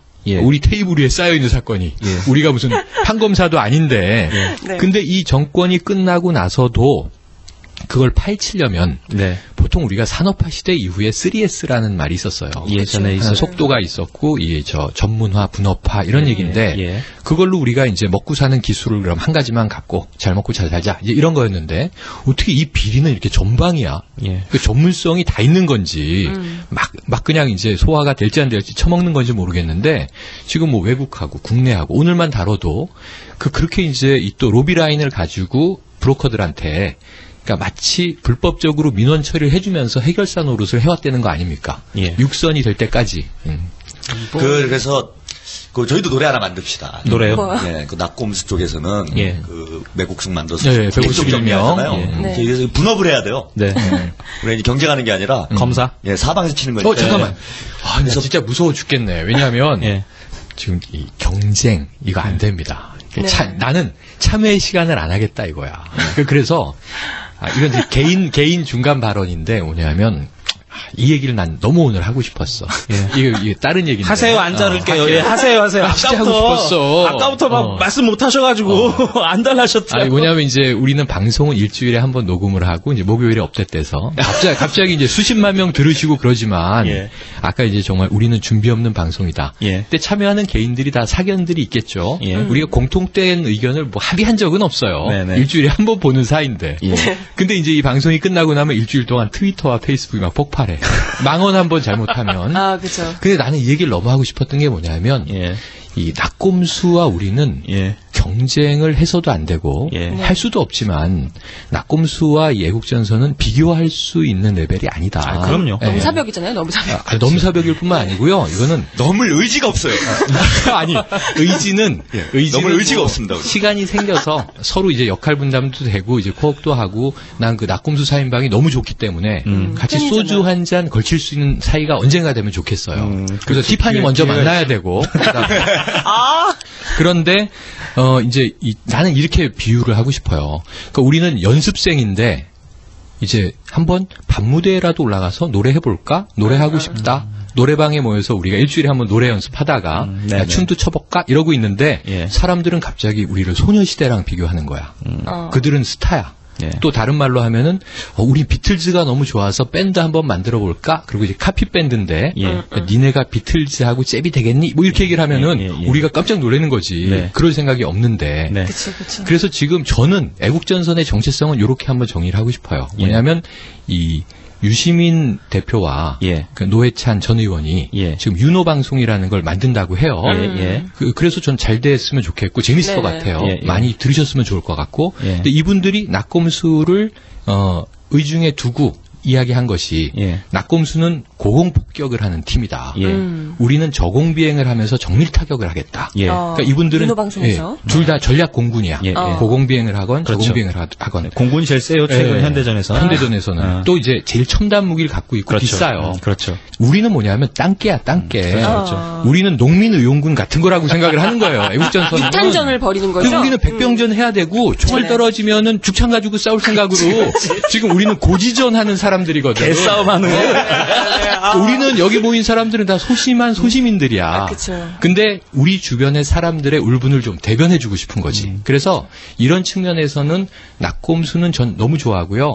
최영일 당신은 왜 애국전선에 참여했습니까? 그러면 저는 낙검수가 일주일에 한번 업데이트 되는데 너무 기다리기에 목 빠져. 목요일날 올라온다고 하는데 안 올라와. 토요일, 일요일에 올라오고. 그래서 일주일 너무너무 지루해. 그래서 애국전선이라는 걸 한다네? 일주일에 한번 재미삼아 가볼까? 그리고 낙검수 기다리다가 지루한 내 마음 같은 분들이 또 있겠지. 그럼 중간에 한번 쉬어가는 휴게소로 들어주는 분들도 있겠지. 몇 분이나 될지 모르지만. 이렇게 시작했는데 우리가 너무 빨리 지금 트래픽이 올라가고 있는 거죠. 그렇죠. 안 들린다고 뭐 불만도 많습니다. 저도 낙검수의 이제 광팬 1화부터 지금 31화까지 이 양반들 미국에서 언제 돌아오나 기다리고 있는 이 청취자분들의 대다수와 같은 마음이라는 걸 좀 이해해 주시고 우리를 뭐 굳이 낙검수와 비교하지 마시고요. 우리는 고지에서 참호에서 우리가 할 수 있는 만큼만 열심히 하는 사람들이다. 과도한 기대 부끄럽고요. 이거죠. 그렇죠. 저는 김어준 씨 어법을 빌어가지고 이런 말씀을 드리고 싶습니다. 지금 당신이 지난주에 쫄지 마. 박사는 그럴 뿐이야 그래가지고 쫄지 마. 앞을 날려주세요. 저는 경쟁할 겁니다 낙검수와. 약간 오해가 있으셔가지고 애청자분들이 말씀을 하신 것 같고. 저는 원래 이 캐릭터가 좀 자학 모드고 우리 행동대장은 치고 나가기 때문에 저는 경쟁할 거예요. 김어준 기다려. 시커했더니 이제 다음 주 10만 참여 시간 10분 드릴게요. 다음에 제가 받아주겠습니다. 나도 참여 시간 하고 싶은데 아까 뭐 이제 낙검수 얘기하다가 낙검수를 제가 뭐 얘기한 건 아니고 그쪽에서 국회에서 잘 치고 있으니까 우리도 뭐 벤츠송 이런 거 하나 만들어가지고 역할 분담하자는 얘기는 중요한 얘기죠. 검찰 쪽 이제 우리가 좀 한번 때려보면 그렇죠. 검찰송은 우리가 한번 해보자. 이런 걸 한번 해보자 이런 생각이 있고 기억을 해야 됩니다. 그렇죠. 어차피 낙검수를 건드리려면 검찰분들이 하실 거란 말이에요. 그렇죠. 우리가 또 대비해가지고 뭐 저희도 그런 거 한번 만들어 보죠 뭐. 아니 낙검수 잡혀가면은 우리가 지켜줄 거야. 그러면 당연히 같이 싸울 거고. 저는 이제 이 정치 문제는 선거라니까 안 뽑으면 그만입니다. 이 양반들은 이제 이름이 거론돼도 이때뿐인 거예요. 자기들이 수사를 안 하면 그걸로 이제 끝나버립니다. 그래서 이게 이제 선거하지 않는 권력이라는 게 검찰이 이게 무서운 겁니다. 맞아요. 그래서 저는 요즘 그 생각 다시 한번 해봐요. 노무현 대통령께서 공수처 이걸 이제 추진을 했는데 한나라당에서 지금 강력 반대를 했습니다.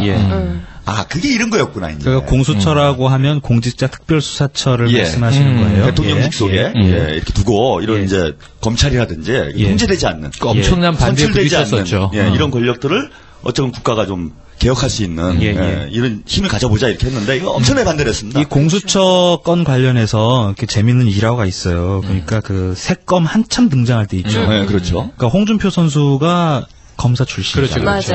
모래시계 검사라고. 그러니까 홍준표 선수가 그 당대표 되기 전에 그 기자간담회 이런 거 잘 안 잡는데 문자가 왔어요. 기자간담회 한다고. 그래서 갔어요.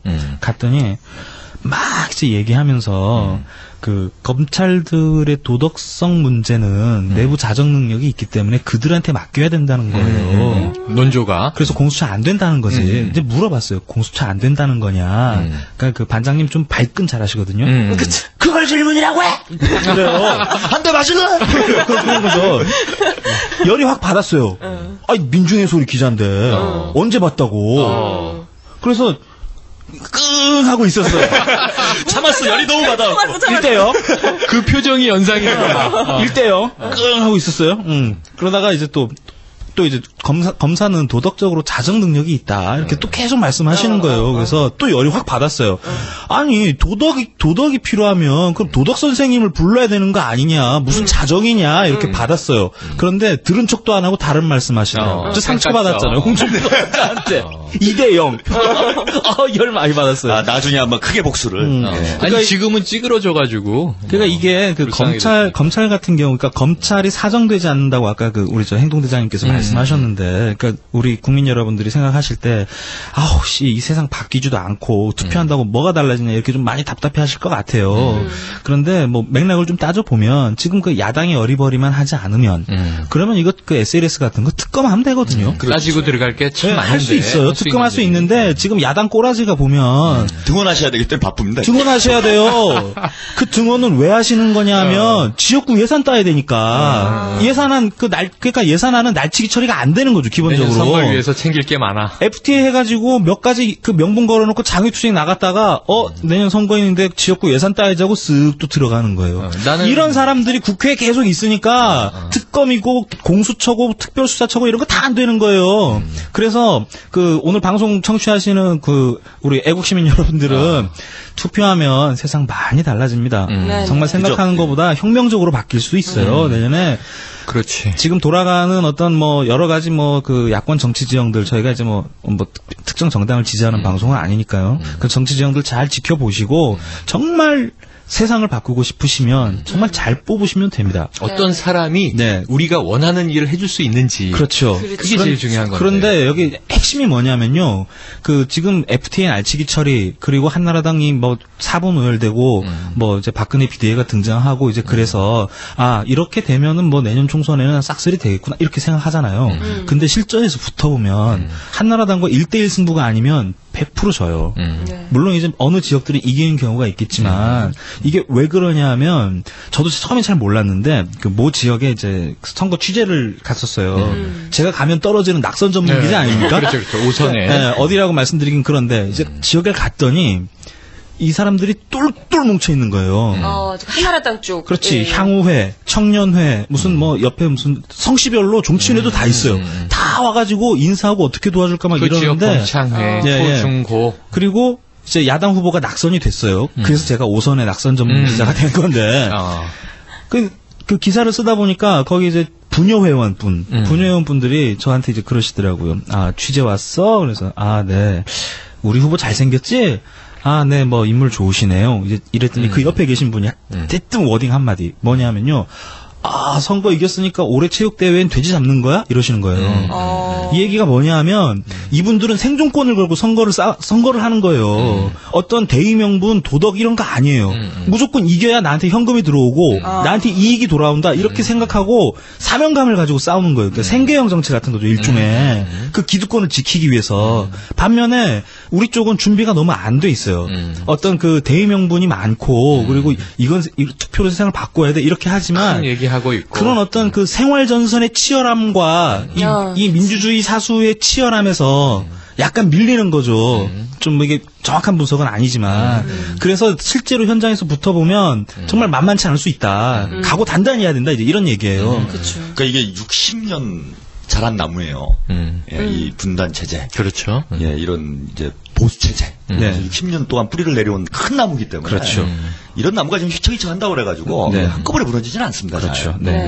그 60년 동안 얼마나 많은 곳으로 뿌리를 내렸겠습니까? 그래서 지금 아까 현 기자님 말씀하신 대로 이게 마음을 놓을 사람 분명히 아니다. 민주당을 자꾸 등원하고 헛발질 네. 하는데 그렇죠. 이게 좀 배부른 짓 하는 거예요 지금. 네. 더 이 긴장감을 가지고 내년 총선 때까지 네. 또 국민들의 이런 열망을 실현하기 위해 정치권에서 노력을 하고 네. 국민들도 이게 눈을 부릅뜨고 봐야 됩니다. 그렇죠. 옥석을 가려야 돼요. 예. 이게 뭐 한나라냐 아니냐 요것만 볼 게 아니라 이제는 예. 진짜 본질적이고 근본적인 개혁을 할 수 있는 정치 세력이 어딘지 그런 정치인이 누군지 이걸 정확히 보고 제대로 한번 밀어붙일 수 있는 우리가 지난 10년 동안 민주정부 10년 하지 않았습니까? 했죠. 근데 뭐 어떻게 보면 좀 쉬운 건데 공수처 하나를 못 만들었어요. 못 만들었어요. 그래서 이런 일이 지금 벌어지고 있다라는 겁니다. 그래서 뭐 권력을 잡는 것도 중요하지만 그 이유가 더 중요할 수 있다. 그렇죠. 저는 그 낙고미 쪽에서는 이제 각하 내려가시는 날까지 방송을 하겠다 이렇게 이제 선언하셨는데 저는 애국정선은 계속돼야 된다고 봅니다. 그렇죠. 끝까지 뒤에 더할 일이 오히려 많아질 수 있다. 그때까지 전선을 계속 유지해서 공수처 말씀은 되게 중요하게 짚어주시는 것 같아요. 그러니까 공수처가 만약에 있었다. 그러니까 우리가 10년의 어떤 민주정부에서 공수처를 만들었다. 그러면 디도스 금방 잡아요. 그렇지. 그렇죠. 진짜. 그렇죠. 성역이 없으니까. 그리고 SLS요? 이상득 의원이요? 뭐 일도 아니죠. 뭐 좀 더 나가면 뭐 대통령까지 날릴 수 있다면 뭐 이건 좀 상상이지만. 그러니까 우리가 어떤 실제로 표를 가진 사람이 할 수 있는 일이 정말 많다는 거죠. 그래서 유권자의 한 사람으로, 국민의 한 사람으로 애국전선을 튼튼하게 사수하면서 내년 총선 전투를 잘 치르자 뭐 이런 메시지 드리면 될 것 같아요. 그러니까 이게 참전하세요. 구경하지 마시고 참전하시죠. 저는 5선의 낙선 전문 기자인데요. 이번에 한 20선 정도 하죠, 뭐. 달성군에 꼭 내려갔습니다. 제 포인트를 잡고 있는 분도 계세요. 어디라고 말씀은 안 드릴 텐데, 제가 영등포 거주하거든요. 저희 지역구의 의원님이 전효구 의원님이세요. 네. 네. 저런. 일단 주변부터 가려고요. 지금 뭐 몇 군데 있죠. 마포도 그렇고 가실 데가 많은데 여러 군데 띄워주세요. 일단 차 하나 가지고 쭉 이제 한 바퀴 돌겠습니다. 근데 전국구로 지금의 결론에 정말 동의하고 이것은 한 번의 싸움이 아니라 긴 싸움이니까. 그렇죠. 아까 말씀하신 대로 60년 자라온 이 정말 썩은 나무인데 뿌리가 튼튼해서 살아있어. 근데 이걸 정말 뽑아버리는 일이 보통 일은 아닐 거라고 생각을 하는데 그래도 이제 오늘 이제 두 가지 이슈밖에 안 다뤘지만 계속 이제 속에서 이 분노가 부글부글 끓는 건 뭐냐면 더워요. 이 지금 각하를 정권이 교체되는 투표위에서 교체되는 때까지 기다려야 돼. 그러니까 저는 4년 동안 너무 온건하게 기다렸다 그랬잖아요. 1년 남기고 지금 이제 폭발했잖아. 그래서 애국전선을 이제 하고 있는 건데 이 상황에서 보면 저는 이제 노무현 대통령이 완벽한 대통령이라고 생각 안 해요. 어느 시대에도 완벽한 대통령은 없어요. 근데 그 인간의 진정성이나 얼만큼 그 전 상황보다 더 개선, 개혁하기 위해서 노력을 했고 어떤 성과를 이뤘는가. 지금 한미 FTA는 이제 노무현 정부의 실정이라고 우리가 또 짚었지 않습니까? 그러니까 이렇게 가고 있는데 그럼에도 불구하고 이번 정부를 보면서는 이 전 정부의 탄핵이 있었잖아요. 대한민국 헌정사상 최초의 대통령 탄핵이 있었는데 왜 탄핵됐는지 국민들은 기억도 못해요. 맞아요. 그게 이제 방송 말실수부터 시작해서 조중동이 물고 뜯고 국회의원들이 들고 일어나고 그때는 또 열린우리당, 민주당 쪼개져 있어서 조세영 의원이 아마 발의했죠. 한나라당이 확 달라붙어서 탄핵이 얼결에 자기네도 이렇게 쉬운 거였어? 대통령 탄핵이 해버렸는데 민주당도 동조했죠. 그 경험이 있는데 지금의 이 현재 정부, 우리의 이제 선출직 대통령의 이 폐역한 행태를 지금 계속 매주 얘기하고 있지 않습니까? 맞아요. 그럼 이거는 이 전 정부의 탄핵보다 100배, 1000배짜리 탄핵감이 아니냐. 그러니까 자꾸 난 지금 우리 각하를 고의 퇴임하게 만들어야 되는 게 맞는지를 고민하고 있는 거죠. 그게 맞는 거야? 정정이 탄핵안 발의한 거는 한나라당 김용균 의원. 그렇죠. 바로 참여 방송. 너무 다행이다. 다음 주에 또 참여할 뻔했어. 네네. 그래서 지금 이 정말 정상적인 사임과 이 취임을 기대하고 있어야 되는 게 맞는 건지. 하는 이제 정말 이 국민의 이 주권을 가진 개인으로서의 고뇌가 요즘에 너무 깊어지고 있는 거죠. 최영님 이 정도로 얘기하실 정도면 정말. 저희가 얘기를 좀 확장되는지 모르겠는데 돌이켜보면은요. 이게 이런 상황이 안 벌어질 수 있도록 만들 수 있는 기회가 있었다는 거예요. 탄핵 직후에. 어쩌고 국민들이 해서 집권 여당에 그 당시에 이제 과반수 이상을 줬고. 그렇죠. 또 민주노동당 그때 뭐 지갑을 주웠다 뭐 이런 얘기. 맞아요. 원내 최초로 진입을 했는데 열석 해가지고 이렇게 진입이 되고 그래서 한 160석 정도를 그 진보적이고 개혁적인 이런 정당들이 가지고 있었습니다. 그래서 그해 겨울에 이제 4대 개혁 입법 추진하지 않았습니까? 그렇죠. 언론법, 예. 사학법, 예. 그 국가보안법 예. 하나가 제일 잘 기억이 안 나. 뭐죠? 디테일조가 모르시는 게. 예, 안 듣고 있었어. 표정이 있어가지고. 근데 가만히 보면은 지금 문제가 되고 있는 게 다 이 법과 관련돼 있는 거예요. 언론법이 그 당시 통과됐다면 지금 각하의 언론 장악 가능했겠는가 지금 방송과 신문이 이 지경이 됐겠는가 종편이 생겼겠는가 근데 그때 그걸 처리를 못했어. 국가보안법 여전히 살아있으니까 생각났다. 과거사청산법. 과거사법 대단해 진짜. 나 신기해. 천재인 것 같아. 우리 봐도. 컴퓨터. 뭐 그렇죠. 또 국가보안법 문제 여전히 살아가지고 과거사청산 친일파 문제 아직도 얘기하고 있어야 되고. 아직도 해야 되죠. 그 다음에 사학법도 반값 놓고 지금 난리인데. 그렇죠. 사실 사학법 통과됐으면은 이 사학재단 이 비리 다 터져 나오고 학생들이 좀 더 좋은 환경에서 다닐 수 있는 환경이 됐을 거라는 겁니다.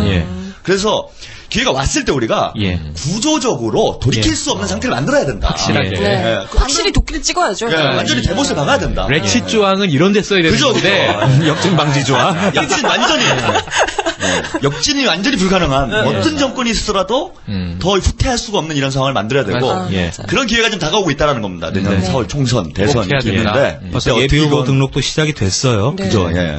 이런 구조적인 상황을 우리 국민의힘으로 좀 만들자 그런 말씀을. 그러니까 정말 중요한 것 같아요. 그러니까 선거에서 이겼다 이걸로 끝이 아니라 끝까지 이 정권이 우리가 원하는 세상으로 얼마나 잘 만들어가는지 그거에도 힘을 실어주는 게 정말 중요하다. 그러니까 지금 우리가 각하를 감시하잖아요. 그러니까 전 국민이 각하의 비리를 감시한단 말이에요.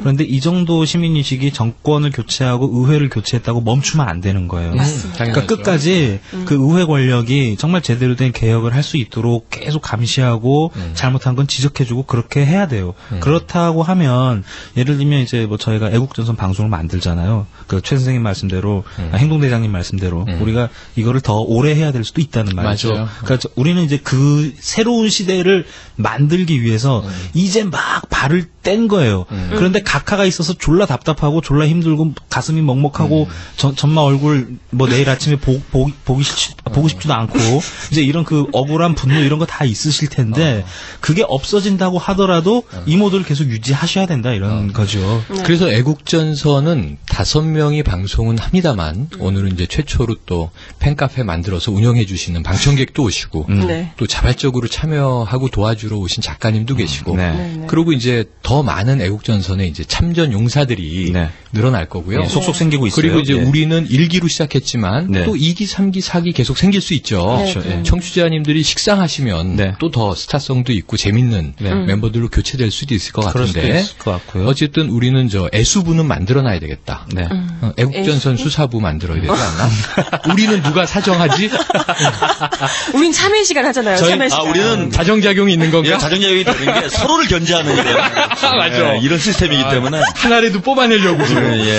저희는요 그 리뷰 보면 돼요. 리뷰. 맞아. 리뷰. 악플. 야 그러면은 너무 내가 지금 제일 위험해. 방송 말미에 이제 그 뭐 솔직한 말씀 드리면 좋을 것 같은데 저희들 그 리뷰에 엄청 소심합니다. 말은 이렇게 해도 저희들 그 5화 방송 나가고요. 카카오톡으로 24시간 토론했어요. 맞아. 잠 못 잤어요. 지금 이제 이 애국공주가 마지막에 오빠들 잘 자요를 해야 되냐 말아야 되냐 가지고 2-3시간 우리가 토론을 했고 이건 누나 잘 자세요도 넣어야 된다. 아니 그러니까 누나들도 잘 자요도 해줘야 된다니까. 그리고 언니도 잘 자야 되잖아요. 그러니까 동생들도 있을 수 있는. 형님도 있어요. 형님도 어떡할 거야. 그래서 이제 제가 대안을 냈죠. 청취자 여러분 청취자 여러분 잘 자요 했는데 반말이잖아요. 그럼 청취자 여러분 안녕히 주무세요를 해야 되는 여기까지 가요. 그래서 리뷰 남기실 때 그 저희들 진짜 소심합니다. 말은 막 이렇게 해도요. 저희들 상처 많이 받아요 지금. 저희들 힘도 없고 백도 없고요. 소시민이에요. 소시민. 그래서 너무 욕하지 마시고. 여러분과 똑같고 낙공수의 팬이라는 거. 그러니까요. 저희 저녁도 못 먹고 이러고 있는데 그러지 마세요. 그래요. 저 광고 말씀도 드릴게요. 저희가 하도 방송 안 들린다고 그래서 방송 들리지도 않을 걸 왜 만들었냐 이러셔가지고 정말 몸둘 바를 모르겠어요. 아유 막 커피를 쏘네 막 그냥 코피를 쏟았어요.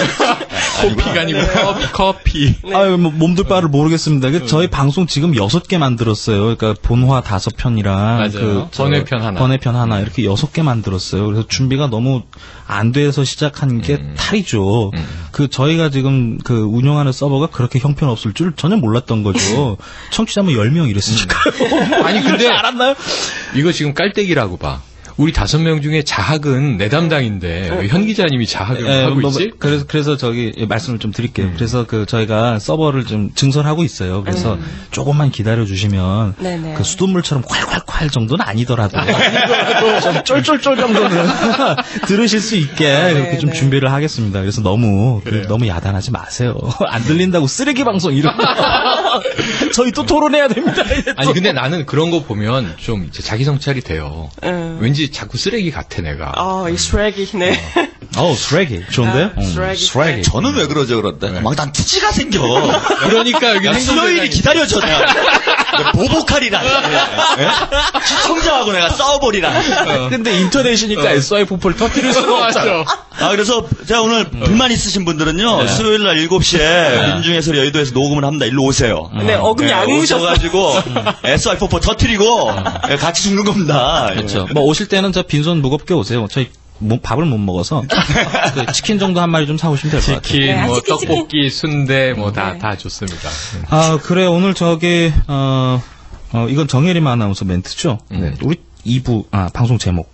네, 퍽이나 도덕적인 MB 정부. 참 분위기가 좋지 않습니까? 분위기 좋아요. 제가 하면 좀 칙칙할 것 같은데 그래도 할게요. 퍽이나 도덕적인 정권 방송하고 있습니다. 앞서 말씀드린 대로 MB가 이제 멀티비리의 약자다 이런 얘기까지 나오는 정권이에요. 이런 허접한 CEO 출신을 우리가 왜 눈에 뭐가 씌어서 뽑았나 이렇게 한탄해봐야 아무 소용 없습니다.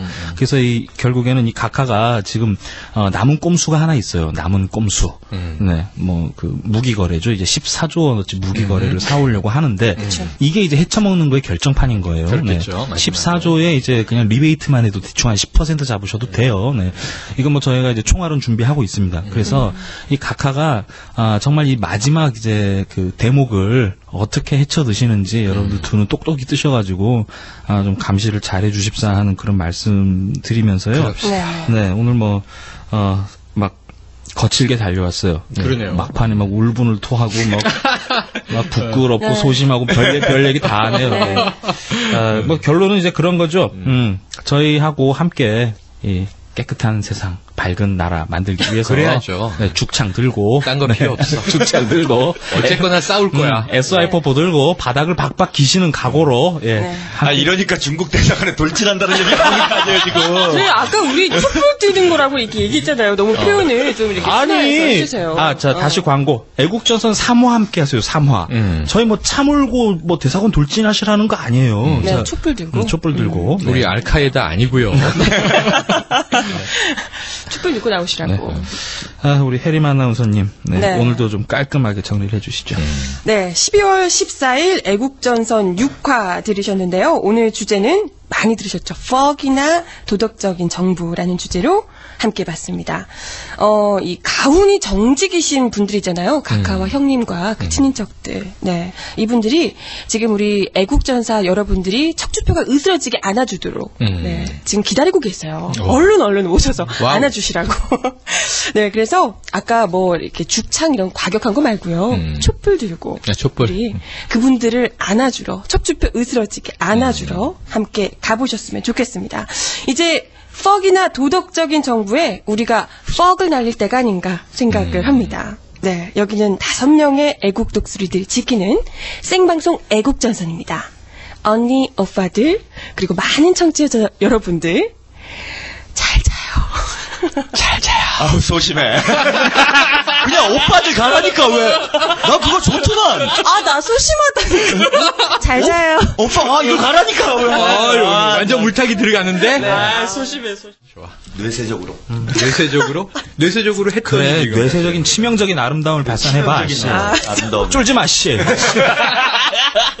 우리가 살릴 거는 이 오프닝과 엔딩밖에 없구나. 참.